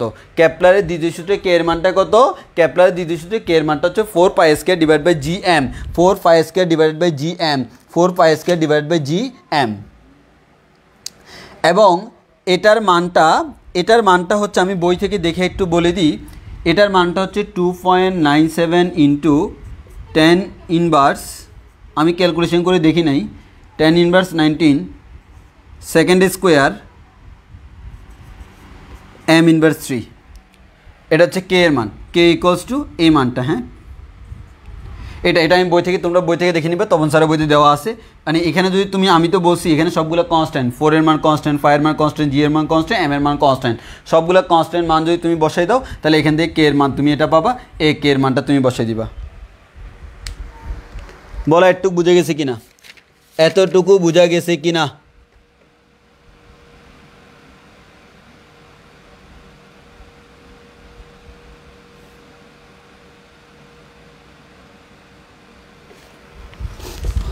অনেকে আমাকে বলবে ভাই আমি যে এখানে মান বসাবো, এখানে তো সূর্যের ভর আমি জানি না, ফায়ের মান জানি, জি এর মান জানি, সূর্যের ভর এম এর মান জানি না। একটু মুখস্থ করে রাখবা, সূর্যের ভর সূর্যের ভরের মানটা মুখস্থ রাখা ভালো। সূর্যের ভর m = 2 × 10⁻30 কেজি। 2 × 10⁻30 কেজি এটা হচ্ছে সূর্যের ভর। 2 × 10⁻30 কেজি এটা হচ্ছে সূর্যের ভর।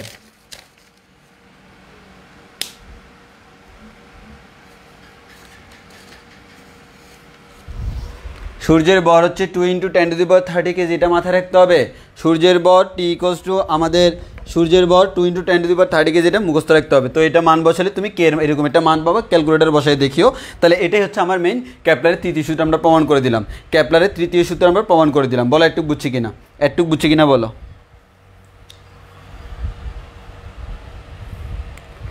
হ্যাঁ, অনেকে কোয়েশ্চেন করছে সূর্যের ভর কত, আমি বলে দিয়েছি সূর্যের ভর হচ্ছে 2 × 10⁻30 কেজি।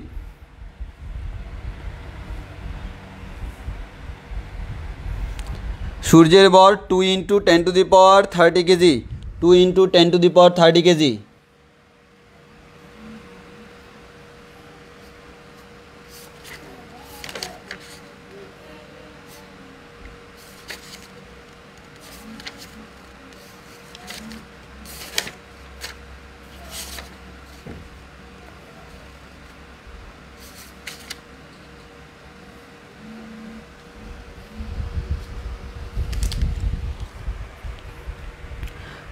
আর সূর্যের ভর 2 × 10⁻30 কেজি।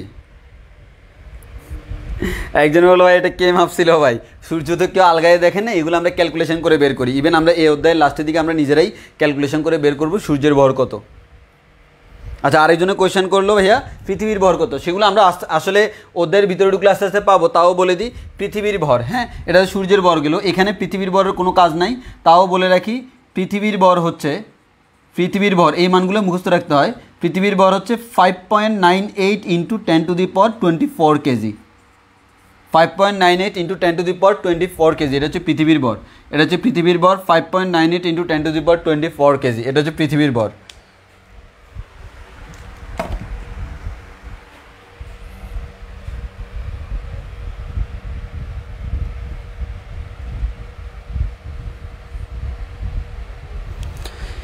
একটু ক্লিয়ার কিনা বলো, একটু ক্লিয়ার কিনা? এবার আমরা সামনের দিকে আগাইতে পারি অবশ্যই।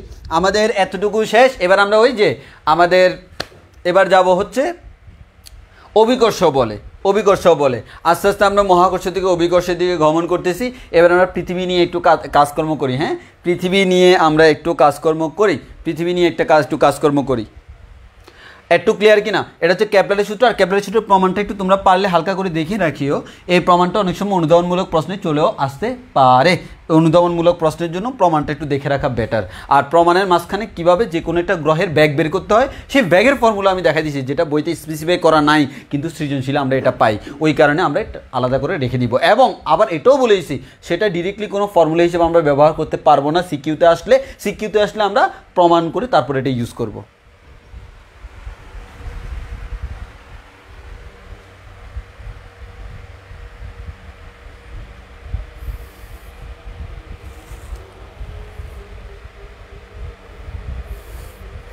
নূরজাহান মিম, জানো সবাই সূর্য অনেক ভারী, সারাদিন মানুষের শক্তি খায়। আমি আলগাইতে গিয়ে আমার যে কি পরিমাণ একটা অবস্থা হয়েছিল, তাও তোমাদের জন্য স্যাক্রিফাইস করছি, সূর্যের ভর গিয়ে মেপে আসছি। নূরজাহান মিম তোমাকে thank you, thank you, thank you. এসবাই শুনে রাখো, সূর্যের ভর মাপসে হচ্ছে নূরজাহান মিম। একটু এমসিকিউর জন্য মুখস্থ করে রাখিও, এমসিকিউর জন্য মুখস্থ করে রাখিও, সূর্যের ভর মাপসে হচ্ছে নূরজাহান মিম।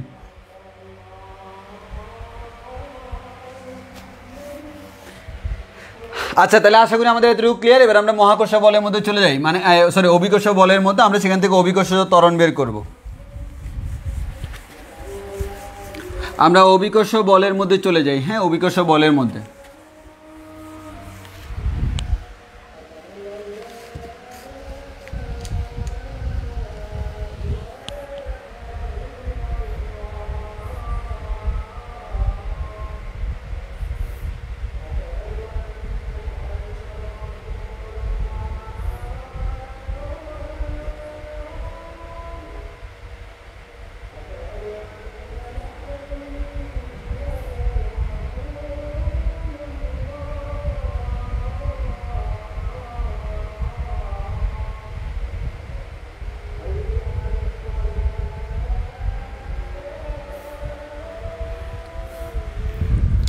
আচ্ছা, এবার একটু খেয়াল করে দেখি, তাহলে আমরা এখান থেকে ওভারঅল আমরা এতটুকু পাইলাম। এবার হচ্ছে আমাদের অভিকর্ষ বল নিয়ে জানতে হবে, অভিকর্ষ বল নিয়ে জানতে হবে আমাদের, অভিকর্ষ বল এবং অভিকর্ষ ত্বরণ নিয়ে আমরা জানবো।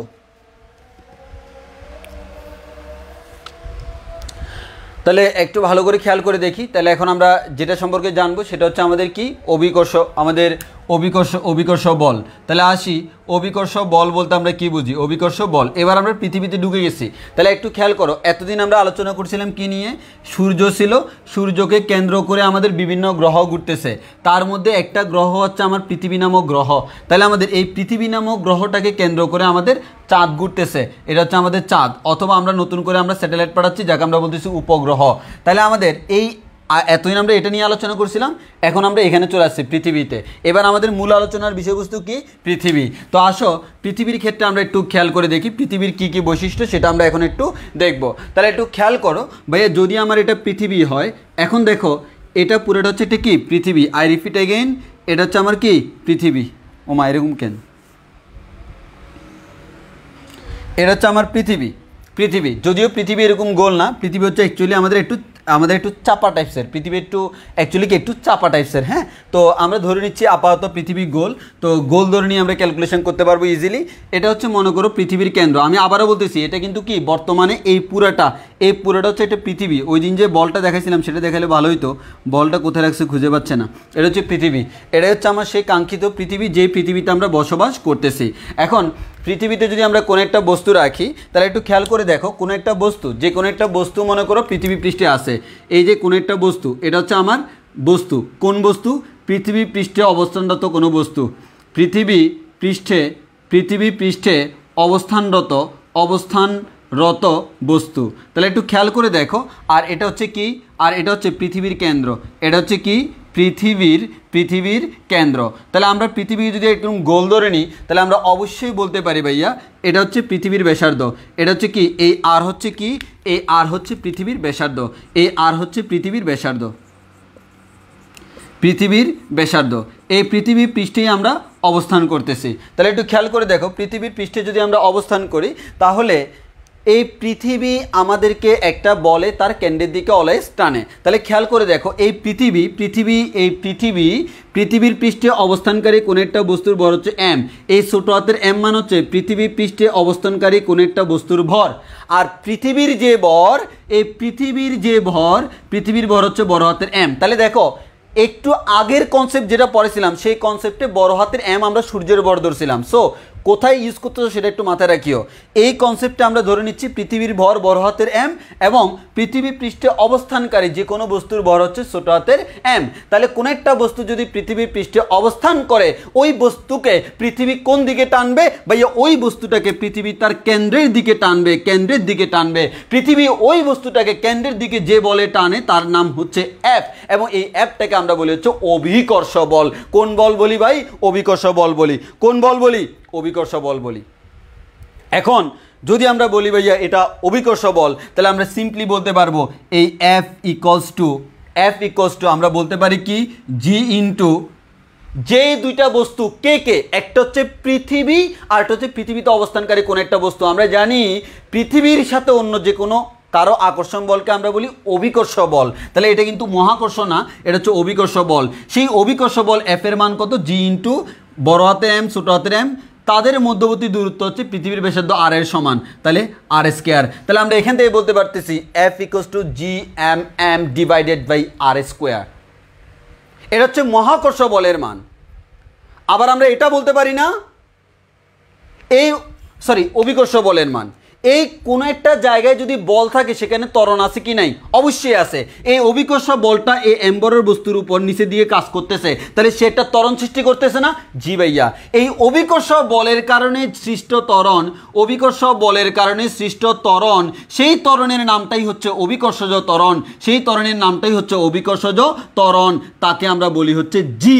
তাহলে অভিকর্ষজ ত্বরণ হচ্ছে জি। তাহলে আমরা বলতে পারি এই পৃথিবী কোন একটা বস্তুকে নিচের দিকে যদি টানে, তার কেন্দ্রের দিকে যদি টানে, সে যে বলে টানে তার নাম হচ্ছে অভিকর্ষ বল, এবং সে যে ত্বরণে টানে ওই বস্তুটা যদি পৃথিবীর কেন্দ্রের দিকে গমন করে, তাহলে সে যে ত্বরণে গমন করে সেই ত্বরণটা হচ্ছে অভিকর্ষ ত্বরণ জি। তাহলে আমরা একটা কথা বলতে পারি, অভিকর্ষ ত্বরণ জি কোন দিকে কাজ করতেছে? সবসময় পৃথিবীর কেন্দ্রের দিকে কাজ করতেছে।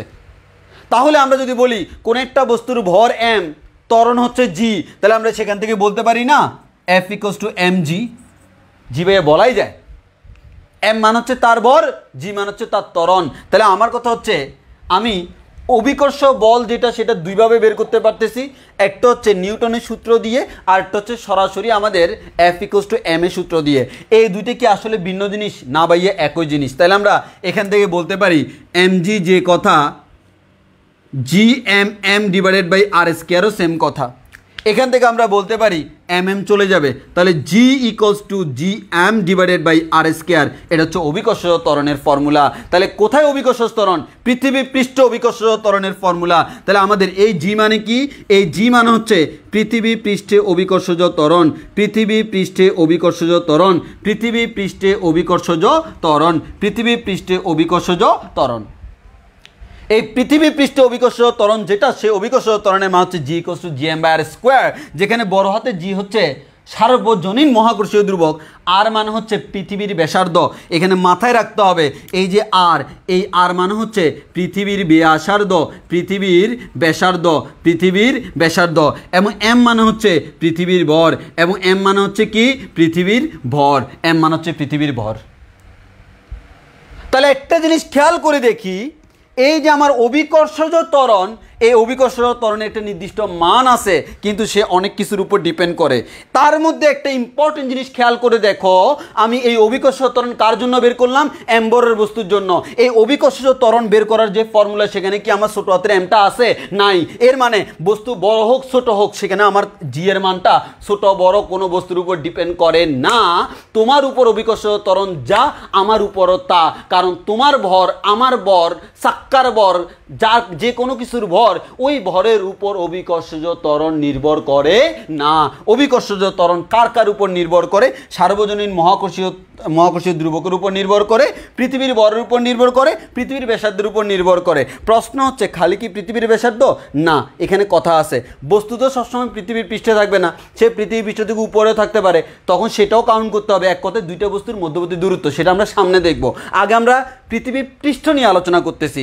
আমরা আলোচনা করতেছি পৃথিবীর পৃষ্ঠে অবস্থানকারী কোন একটা বস্তুর উপর কি পরিমাণ অভিকর্ষজ ত্বরণ কাজ করে। সে পৃথিবী পৃষ্ঠ থেকে উপরে উঠলে কি হবে, নিচে নামলে কি হবে, সেটা আমাদের পরের ক্লাসে কথা হবে। কিন্তু আজকের ক্লাসে মেইন থিম হচ্ছে পৃথিবী পৃষ্ঠে কোন একটা বস্তুর অভিকর্ষজ ত্বরণ যেটা, সেই অভিকর্ষজ ত্বরণ বস্তুর ভরের উপর নির্ভর করে না।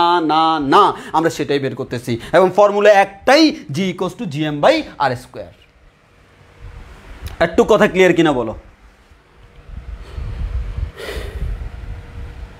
একটু কথা ক্লিয়ার কিনা? এতটুকু কথা ক্লিয়ার কিনা আমাদের? একটু তাড়াতাড়ি কুইকলি রেসপন্স করো, আমরা ক্লাস শেষ করে দিতে হবে। কুইকলি রেসপন্স করো, কুইকলি রেসপন্স করো। হ্যাঁ, এখানে অ্যাপ যেটা দেখতেছো সেটা হচ্ছে অভিকর্ষ বল।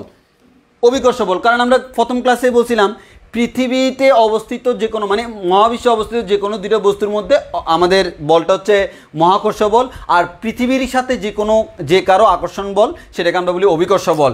এবং আলহামদুলিল্লাহ, এটা আমাদের এই দুটো হচ্ছে কি অ্যাকচুয়ালি অভিকর্ষ বল। অভিকর্ষ বল, অভিকর্ষ বল, অভিকর্ষ বল দুইভাবে বের করতেছে, একটা হচ্ছে মহাকর্ষ সূত্র দিয়ে, আর একটা হচ্ছে ডিরেক্ট সূত্র দিয়ে, ত্বরণ দিয়ে। সেখান থেকে আমরা ত্বরণের মানটা বের করে নিলাম। আমার টার্গেট ছিল অভিকর্ষ ত্বরণ জি নির্ণয় করা। তাহলে পৃথিবীর পৃষ্ঠ অভিকর্ষ ত্বরণ g = gm/r²। এবার একটা কথা বলে রাখি, এই যে আমাদের অভিকর্ষ ত্বরণ g, এই g এর মান অনেকগুলো জিনিসের উপর ডিপেন্ড করে। এক নাম্বার কথা, পৃথিবীর আকৃতির উপর। পৃথিবী দেখতে এরকম গোল না, একেবারে সুন্দর একটা গোল গোল বৃত্ত, দেখতে আমার কত সুন্দর লাগে না, এরকম না। পৃথিবী হচ্ছে একটু চ্যাপ্টা টাইপসের, সে এক্স্যাক্টলি বৃত্ত না, এক্স্যাক্টলি গোলক না। তার কারণে জি এর মানের পরিবর্তন হয়, সেটা আমরা আজকে দেখব। এরপরে পৃথিবী পৃষ্ঠ থেকে উপরের দিকে গেলে, নিচের দিকে গেলে জি এর মান পরিবর্তন হয়, সেটা পরের ক্লাসে দেখব। এরপরে পৃথিবী কি এভাবে বসে থাকে? না, পৃথিবী কিন্তু নিজ অক্ষে ঘুরে, যাকে আমরা বলি আহ্নিক গতি। যে আহ্নিক গতির কারণে দিন রাত্রি হয়, সে আহ্নিক গতির কারণেও কিন্তু আমাদের কি হয়, জি এর মান পরিবর্তন হয়। সেটা আমরা পরে দেখব। আগে আমাদের আজকের কথা হচ্ছে জি এর মান পরিবর্তন হয় তিনভাবে। একটা হচ্ছে পৃথিবীর আকৃতির জন্য, আরেকটা হচ্ছে উপরে নিচে উচ্চতার জন্য, আরেকটা হচ্ছে আহ্নিক গতির জন্য। সেগুলো আমরা পরে পড়ব। আজকে একটা জিনিস দেখাবো যে আমাদের পৃথিবীর আকৃতির জন্য জি এর মানটা কীভাবে পরিবর্তন হয়, সেটা আমরা দেখাবো। এবার আসো, তাহলে জি এর সূত্র জেনে গেছি, জি এম বা আর স্কয়ার ছোট্টবেলা থেকে তোমরা জানতাম, মানে 9, 10-এ তোমরা এটা পড়ার কথা, 9, 10-এও তোমরা পড়ার কথা, 9, 10-এও তোমরা পড়ার কথা। তাহলে খুব ভালো করে খেয়াল করো, তোমাদেরকে একটা জিনিস বলে রাখি, তোমরা কয়েকটা ইম্পর্টেন্ট জিনিস তোমরা আসলে জানো না। পৃথিবীর যে মেকানিজম, ভূগোলের যে মেকানিজম, সেই ভূগোলের মেকানিজমটা তোমাকে আমি একটু বলি। হ্যাঁ, অনেকে এটা জানে না, যার কারণে পরীক্ষায় স্যাররা যখন প্রশ্ন করে অনেকে বিভ্রান্ত হয়ে যায়। সবাই মনে করে এই যে ক্লাস 9, 10 থেকে 6, 7 থেকে সবাই শিখে আসছে, কিন্তু আসলে কেউ শিখে আসে নাই। আমি নিজেও শিখতাম না, তো আগে বুঝতামও না কোনো জিনিস। এখন তো আশা করি একটু মানে হালকা পাতলা বুঝি। তো সেটা হচ্ছে পৃথিবীর মেকানিজমটা তোমাকে একটু আমি বুঝাবো। ভূগোলের ব্যাপার, এটা বইতে পাবা না, মানে বলার সুবিধার্থে আমরা এগুলা মাথায় রাখবো। তো আমরা জানি পৃথিবীর মেরু হচ্ছে দুইটা, একটা হচ্ছে উত্তর মেরু আর একটা হচ্ছে দক্ষিণ মেরু। পৃথিবীর এই যে দুই দিকে দুইটা মেরু থাকে, এই মেরুটাকে যদি তুমি অক্ষ ধরো, এই মেরুকে কেন্দ্র করে পৃথিবী ঘুরে, তাহলে একটাকে বলি উত্তর মেরু আর একটাকে বলি দক্ষিণ মেরু। ওই কারণে বলি ভাই, এইদিকে উত্তর নর্থ, বাংলায় বলি এদিকে উত্তর নর্থ পোল উত্তর মেরু, আর এদিকে দক্ষিণ, উত্তর দক্ষিণ। আর এদিকে আমরা বলি এদিকে হচ্ছে আমাদের পশ্চিম আর এদিকে হচ্ছে আমাদের পূর্ব। তাহলে উত্তর দক্ষিণ পশ্চিম পূর্ব। পৃথিবী হচ্ছে গোল। তাহলে আমি বলটা থাকলে সুবিধা হতো সবচেয়ে বেটার, তাও কোনো সমস্যা নাই। তো তোমাদেরকে এখন একটা জিনিস মনে রাখি, পৃথিবীর বিভিন্ন জিনিস আঁকার জন্য তোমাদেরকে এখানে কিছু রেখা অঙ্কন করা হয়। তো সেই রেখাগুলো সম্পর্কে তোমাকে আমি আইডিয়া দিব। প্রথমে তোমাদেরকে একটা কথা বলে রাখি, সেটা হচ্ছে পৃথিবীর উত্তর মেরু এবং দক্ষিণ মেরু, এই দুইটা মেরুকে সংযোগ করে একটা রেখা কল্পনা করা হয়, যে রেখাটাকে আমরা বলি হচ্ছে মেরু রেখা। যেটাকে আমরা বলি হচ্ছে মেরু রেখা। আর পৃথিবীর ঠিক মাঝখান দিয়ে এরকম একটা রেখা চলে গেছে, গোল। তাহলে আমাদের এই যে গোল রেখাটা, আমি বলটা থাকলে সবচেয়ে বেটার হইতো। আমাদের এই যে গোল করে, মানে এরকম গোল করে চলে গেছে, পৃথিবীতে একটা গোলক ধরো, তাহলে এইভাবে চলে গেছে। এনি মা, আর রেসপন্স নাই। আচ্ছা শুনো, তাহলে আমরা এখান থেকে যে জিনিসটা দেখি সেটা হচ্ছে এই যে আমাদের আসলে আমি যদি 3 ডাইমেনশনালি আঁকতে যাই, এটা তো গোলক, এই যে এটা হচ্ছে দেখতে এরকম, এই যে এরকম একটা রেখা চলে গেছে পৃথিবীর ঠিক মাঝখান দিয়ে, ঠিক আছে। এই যে এই রেখাটা, এই যে এরকম একটা রেখা চলে গেছে ঠিক মাঝখান দিয়ে, এটা তো আমার এরকম একটা রেখা, এই রেখাটাকে আমরা এরকম সোজা দেখাচ্ছি। হ্যাঁ, ঠিক মাঝখান দিয়ে এই রেখাটাকে আমরা এরকম সোজা একটা রেখা দেখাচ্ছি। এই যে রেখাটা, এই রেখাটার নাম হচ্ছে নিরক্ষ রেখা বা বিষুব রেখা বা সমাক্ষ রেখা। এটাকে আমরা বলি কি নিরক্ষ রেখা, বা এটার নাম হচ্ছে বিষুব রেখা, অথবা এটার আরেকটা নাম হচ্ছে সমাক্ষ রেখা। এটার আরেকটা নাম কি সমাক্ষ রেখা। আর এই যে লম্বালম্বি দুইটা মেরু বরাবর যে রেখা, তার নাম হচ্ছে কি মেরু রেখা। এবার আসো মোস্ট ইম্পর্টেন্ট জিনিস, পৃথিবীর বিভিন্ন ক্যালকুলেশনের জন্য কিছু দাগ টানা হয়, কাল্পনিক রেখা। এমন না যে পৃথিবীতে এরকম দাগ আছে, কিছু কাল্পনিক রেখা টানা হয়। সেই কাল্পনিক রেখাগুলো আমার দুই রকম, একটাকে আমরা বলি অক্ষাংশ আর একটাকে আমরা বলি হচ্ছে দ্রাঘিমাংশ। একটাকে আমরা বলি হচ্ছে অক্ষাংশ আর এটাকে আমরা বলি হচ্ছে কি দ্রাঘিমাংশ। এবার আসো অক্ষাংশ কি আর দ্রাঘিমাংশ কি, যে অক্ষরেখা আর রেখা। তো তোমাকে আমরা একটু বলে রাখি, সেটা হচ্ছে কি, এই যে আমার এখান থেকে এই যে এটা একটা মেরু, এটা আর একটা মেরু, এই মেরু থেকে এই বরাবর যেহেতু গোলক, এই যে এরকম একটা রেখা, এই যে প্রত্যেকটা রেখাকে একটা ডিগ্রি ধরা হয়, ডিগ্রি ধরা হয়। এরকম অনেকগুলো রেখা কল্পনা করা হয়। হ্যাঁ, এরকম অনেকগুলো রেখা কল্পনা করা হয়। তোমরা জানো, এগুলো ভূগোলে পড়ছো ক্লাস 9, 10-এ। এই রেখাগুলোকে আমরা বলি দ্রাঘিমা রেখা। এগুলোকে আমরা কি বলি? দ্রাঘিমা রেখা। এবং প্রত্যেকটা অক্ষাংশকে আমরা বলি দ্রাঘিমাংশ। এটাকে আমরা কি বলি? দ্রাঘিমাংশ। এগুলোকে আমরা বলি হচ্ছে কি? দ্রাঘিমাংশ। এগুলোকে আমরা বলি হচ্ছে দ্রাঘিমাংশ বা দ্রাঘিমা রেখা। প্রত্যেকটা রেখা দ্রাঘিমা রেখা, একটাকে 0 ডিগ্রি, 1 ডিগ্রি, 2 ডিগ্রি, এভাবে ডিগ্রি হিসেবে ভাগ করা হয়। আবার কিছু রেখা টানা হয় কিভাবে? আবার কিছু রেখা টানা হয় হচ্ছে এই দেখো, এরা হচ্ছে কেমন? আমাদের মেরু রেখার রেসপেক্টে। আর কিছু রেখা হচ্ছে এরকম টানা হয়, এরকম টানা হয়, এরকম কিছু রেখা টানা হয়, এরকম কিছু রেখা টানা হয়, এরকম কিছু রেখা টানা হয়। এই রেখাগুলোকে আমরা বলি অক্ষরেখা এবং এদেরকে বলা হয় অক্ষাংশ। অক্ষাংশ বলা হলো 0 ডিগ্রি অক্ষাংশ। এর মানে 0 ডিগ্রি অক্ষাংশ হচ্ছে এটা, 0 ডিগ্রি দ্রাঘিমাংশ এটা, 10 ডিগ্রি অক্ষাংশ এটা, 10 ডিগ্রি দ্রাঘিমাংশ এটা। দেখো পৃথিবীর অবস্থান নির্ণয় করার সময় দেখো না, আমাদের অক্ষাংশ দ্রাঘিমাংশ দুইটাই বলা হয়। মনে করো আমাদের পৃথিবীর পৃষ্ঠে এখানে বাংলাদেশ আছে, তাহলে বাংলাদেশ যে এখানে শুধু অক্ষাংশ বললে হবে না, এই অক্ষাংশের মধ্যে অনেক দেশ আছে। আবার এই পৃথিবী আমাদের বাংলাদেশ এক্স্যাক্টলি কোন দ্রাঘিমাংশে সেটাও দেখতে হবে। তখন আমি বলতে পারবো এক্স্যাক্টলি এত ডিগ্রি অক্ষাংশ, এত ডিগ্রি দ্রাঘিমাংশের মধ্যে বাংলাদেশ অবস্থান করে। তাহলে অক্ষরেখা দ্রাঘিমা রেখা আমরা বুঝে গেলাম। অক্ষাংশ দ্রাঘিমাংশ এটা হচ্ছে নিরক্ষরেখা বা বিষুবরেখা বা সমাক্ষরেখা, যাকে আমরা বলি হচ্ছে নিরক্ষরেখা কত ডিগ্রি অক্ষাংশ। নিরক্ষরেখা কিন্তু অক্ষাংশ, দ্রাঘিমাংশ না। কত ডিগ্রি অক্ষাংশ? অবশ্যই ভাই নিরক্ষরেখা হচ্ছে 0 ডিগ্রি অক্ষাংশ। এই 0 ডিগ্রি অক্ষাংশকে আমরা বলি হচ্ছে নিরক্ষরেখা। এভাবে আমাদের অক্ষাংশগুলো 0, 1, 2, 3 এভাবে আমাদের চলতে থাকে। এবার আসো তাহলে একটু খেয়াল করে, এগুলো তোমরা 9, 10 থেকে জানার কথা। আচ্ছা, এখান থেকে হঠাৎ করে একটা জিনিস মাথায় আসলো, সুন্দর একটা কোয়েশ্চেন বলি তোমাকে, সুন্দর একটা কোয়েশ্চেন বলি। এরকম একটা ধাঁধা বলা হয়। এই ধাঁধাটা দেখি কয়জনে আনসার দিতে পারো। ধাঁধা, এই ধাঁধাটার আনসার কয়জনে দিতে পারো তোমরা একটু দেখি। একজন লোক তার অবস্থান থেকে মনে করো 1 কিলোমিটার দক্ষিণে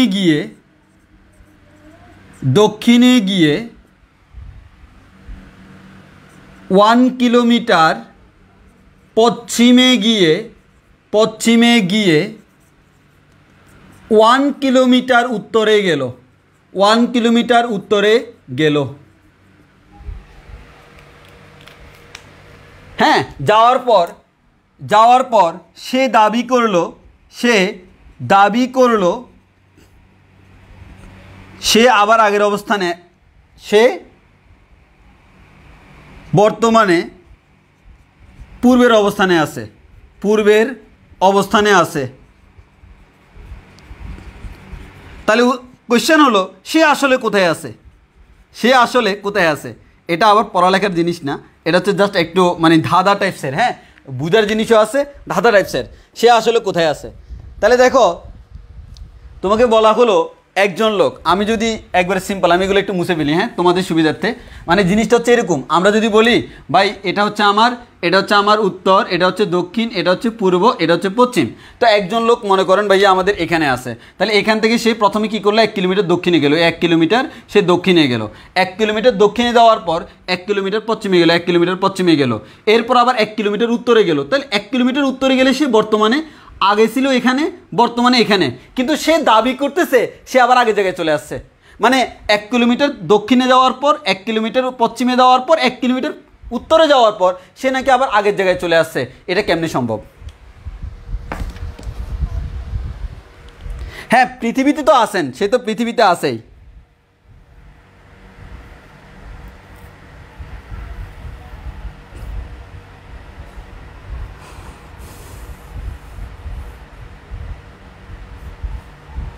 আচ্ছা, উত্তর বলে দিই। দেখো মনে করো লোকটা পৃথিবীর এখানে আছে, সে এখান থেকে কোন দিকে যাবে? 1 কিলোমিটার দক্ষিণে। দক্ষিণ কোন দিকে? নিচের দিকে। 1 কিলোমিটার দক্ষিণে গেল।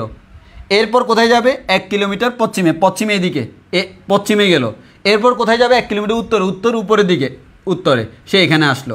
এর মানে এই কাজটা করার পর আবার আগের জায়গায় আসা সম্ভব না, তাকে আবার রিটার্ন করতে হবে।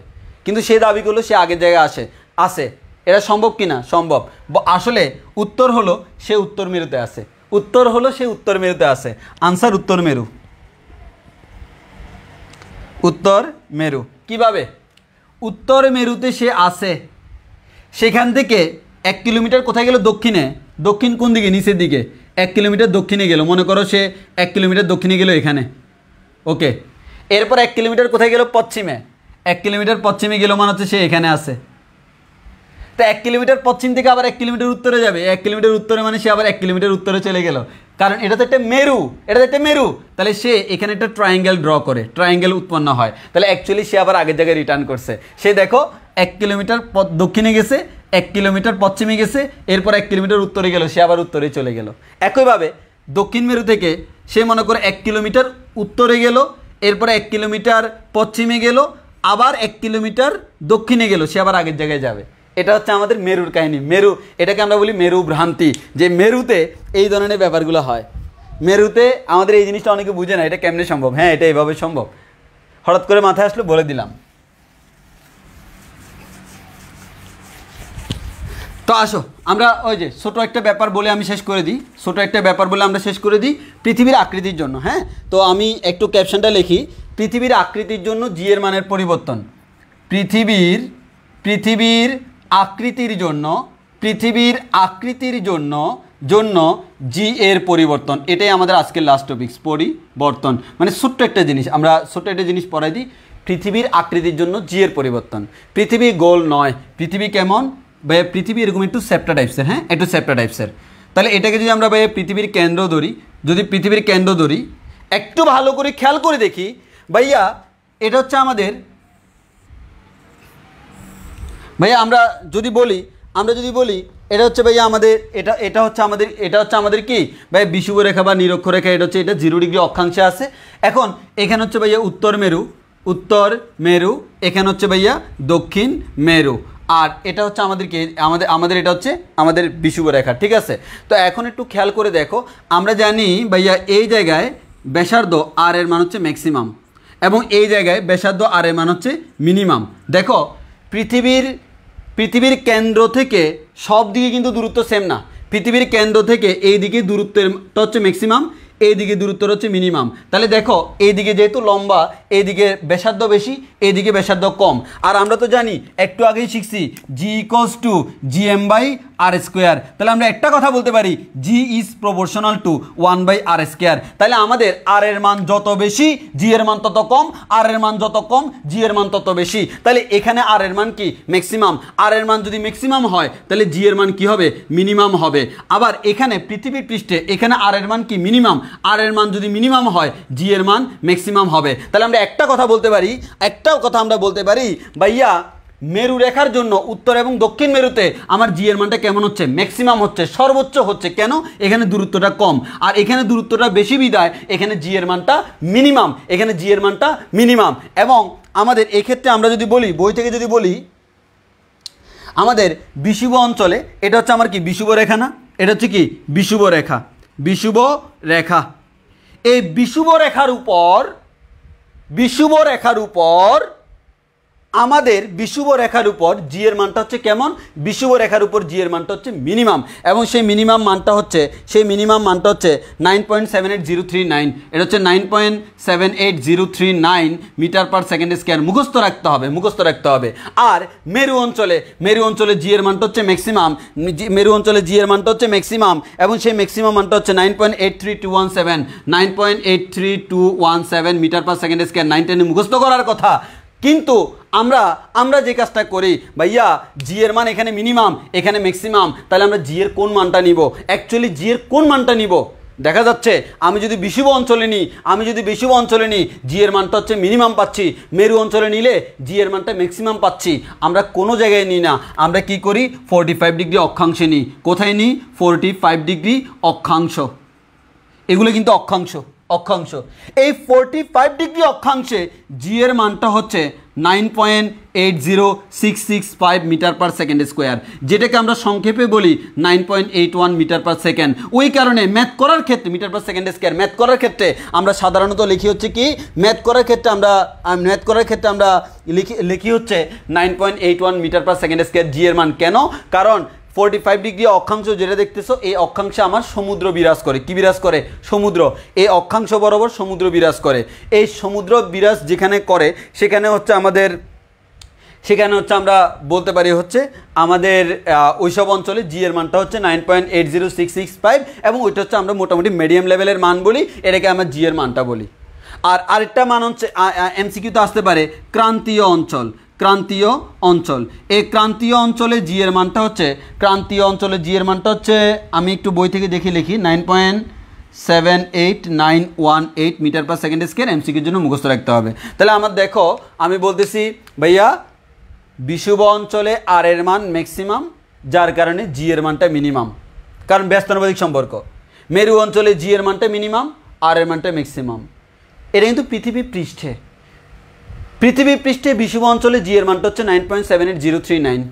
পৃথিবী পৃষ্ঠে মেরু অঞ্চলে জি এর মানটা হচ্ছে 9.83217। তাহলে দেখো আমাদের একটা বস্তুর অভিকর্ষ ত্বরণ এখানে কম, এখানে বেশি। আর 45 ডিগ্রি অক্ষাংশে জি এর মানটা হচ্ছে 9.80665, যেটাকে আমরা প্রমাণ হিসেবে ধরে নিই এবং 9.81 দিয়ে আমরা ম্যাথ করি। আর ক্রান্তীয় অঞ্চলে জি এর মানটা হচ্ছে 9.78918। এখন তোমরা অনেকে আমাকে কোয়েশ্চেন করবা ক্রান্তীয় অঞ্চল কাকে বলে। এটা লাগে না, আমি এই যে নর্মালি আমরা ক্রান্তীয় অঞ্চল বলি যে সকল অঞ্চলে আমাদের সারা বছর মোটামুটি আমাদের সারা বছর তাপমাত্রা 18 ডিগ্রির কম থাকে মনে হয়, ওদেরকে আমরা ক্রান্তীয় অঞ্চল বলি। তো ওই অঞ্চলটা হচ্ছে মোটামুটি আমাদের এই যে এরকম একটা রিজিয়নে ক্রান্তীয় অঞ্চল থাকে, ওই ক্রান্তীয় অঞ্চলে জি এর মানটা হচ্ছে 9.78918। হ্যাঁ, ক্রান্তীয় অঞ্চল নিয়ে আলাদা কিছু নাই, আমাদের শুধুমাত্র জানতে হবে ক্রান্তীয় অঞ্চলের জি এর মানটা এতটুকু হচ্ছে আমাদের পড়াশোনা। পৃথিবীর আকৃতির জন্য জি এর মানটা পরিবর্তন হয়। তাহলে আমরা একটা কথা বলতে পারি, আমি যতই বিষুব অঞ্চল থেকে মেরু অঞ্চলের দিকে গমন করব জি এর মানটা তত বাড়তে থাকবে, আর মেরু অঞ্চল থেকে বিষুব অঞ্চলের দিকে গমন করলে জি এর মানটা কমতে থাকবে। এতটুকু বলো ক্লিয়ার কিনা? শেষ বলো একটু ক্লিয়ার কিনা?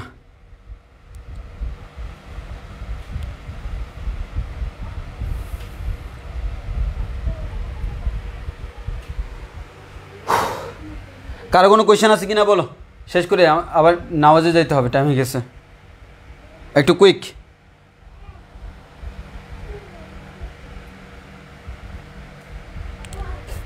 এটা মরু না মেরু।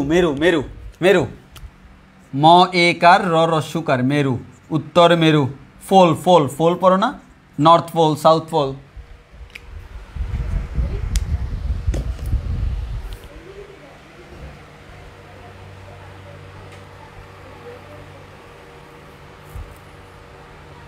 এই মরু আর মেরু সেম না। মরু অঞ্চল মানে তো যেগুলো মরুভূমি টাইপসের, হ্যাঁ, ওগুলো। আর মেরু মানে হচ্ছে উত্তর মেরু, দক্ষিণ মেরু। হ্যাঁ, মেরু পৃথিবীর দুইটা মেরু আছে, উত্তর মেরু, দক্ষিণ মেরু, দুটো সেম না। এই মেরু অঞ্চলে আমাদের সারা বছর বরফে ঢাকা থাকে, কারণ এটা সূর্য থেকে সবচেয়ে বেশি দূরে থাকে।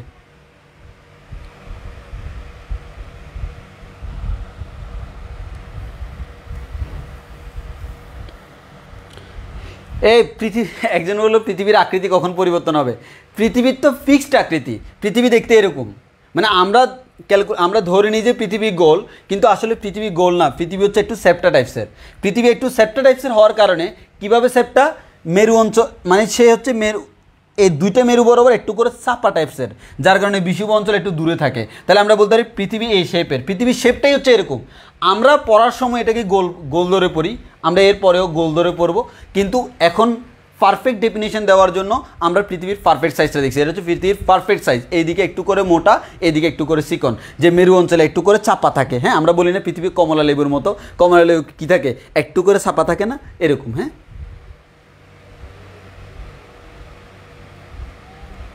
পৃথিবী এরকম আকৃতির কারণেই তো আমার জি এর মানটা পরিবর্তন হচ্ছে। এখানে পৃথিবী পৃষ্ঠে যতটুকু দূরে, এখানে পৃথিবী পৃষ্ঠ ততটুকু দূরে না, ব্যাসার্ধ এখানে কম, এখানে ব্যাসার্ধ বেশি, যার কারণে জি এর মানটা পরিবর্তন হচ্ছে। সো আজকের ক্লাস এতটুকু পর্যন্ত। সবাই ভালো থাকো, সুস্থ থেকো, আল্লাহ হাফেজ, দেখা হবে নেক্সট ক্লাসে। আসসালামু আলাইকুম।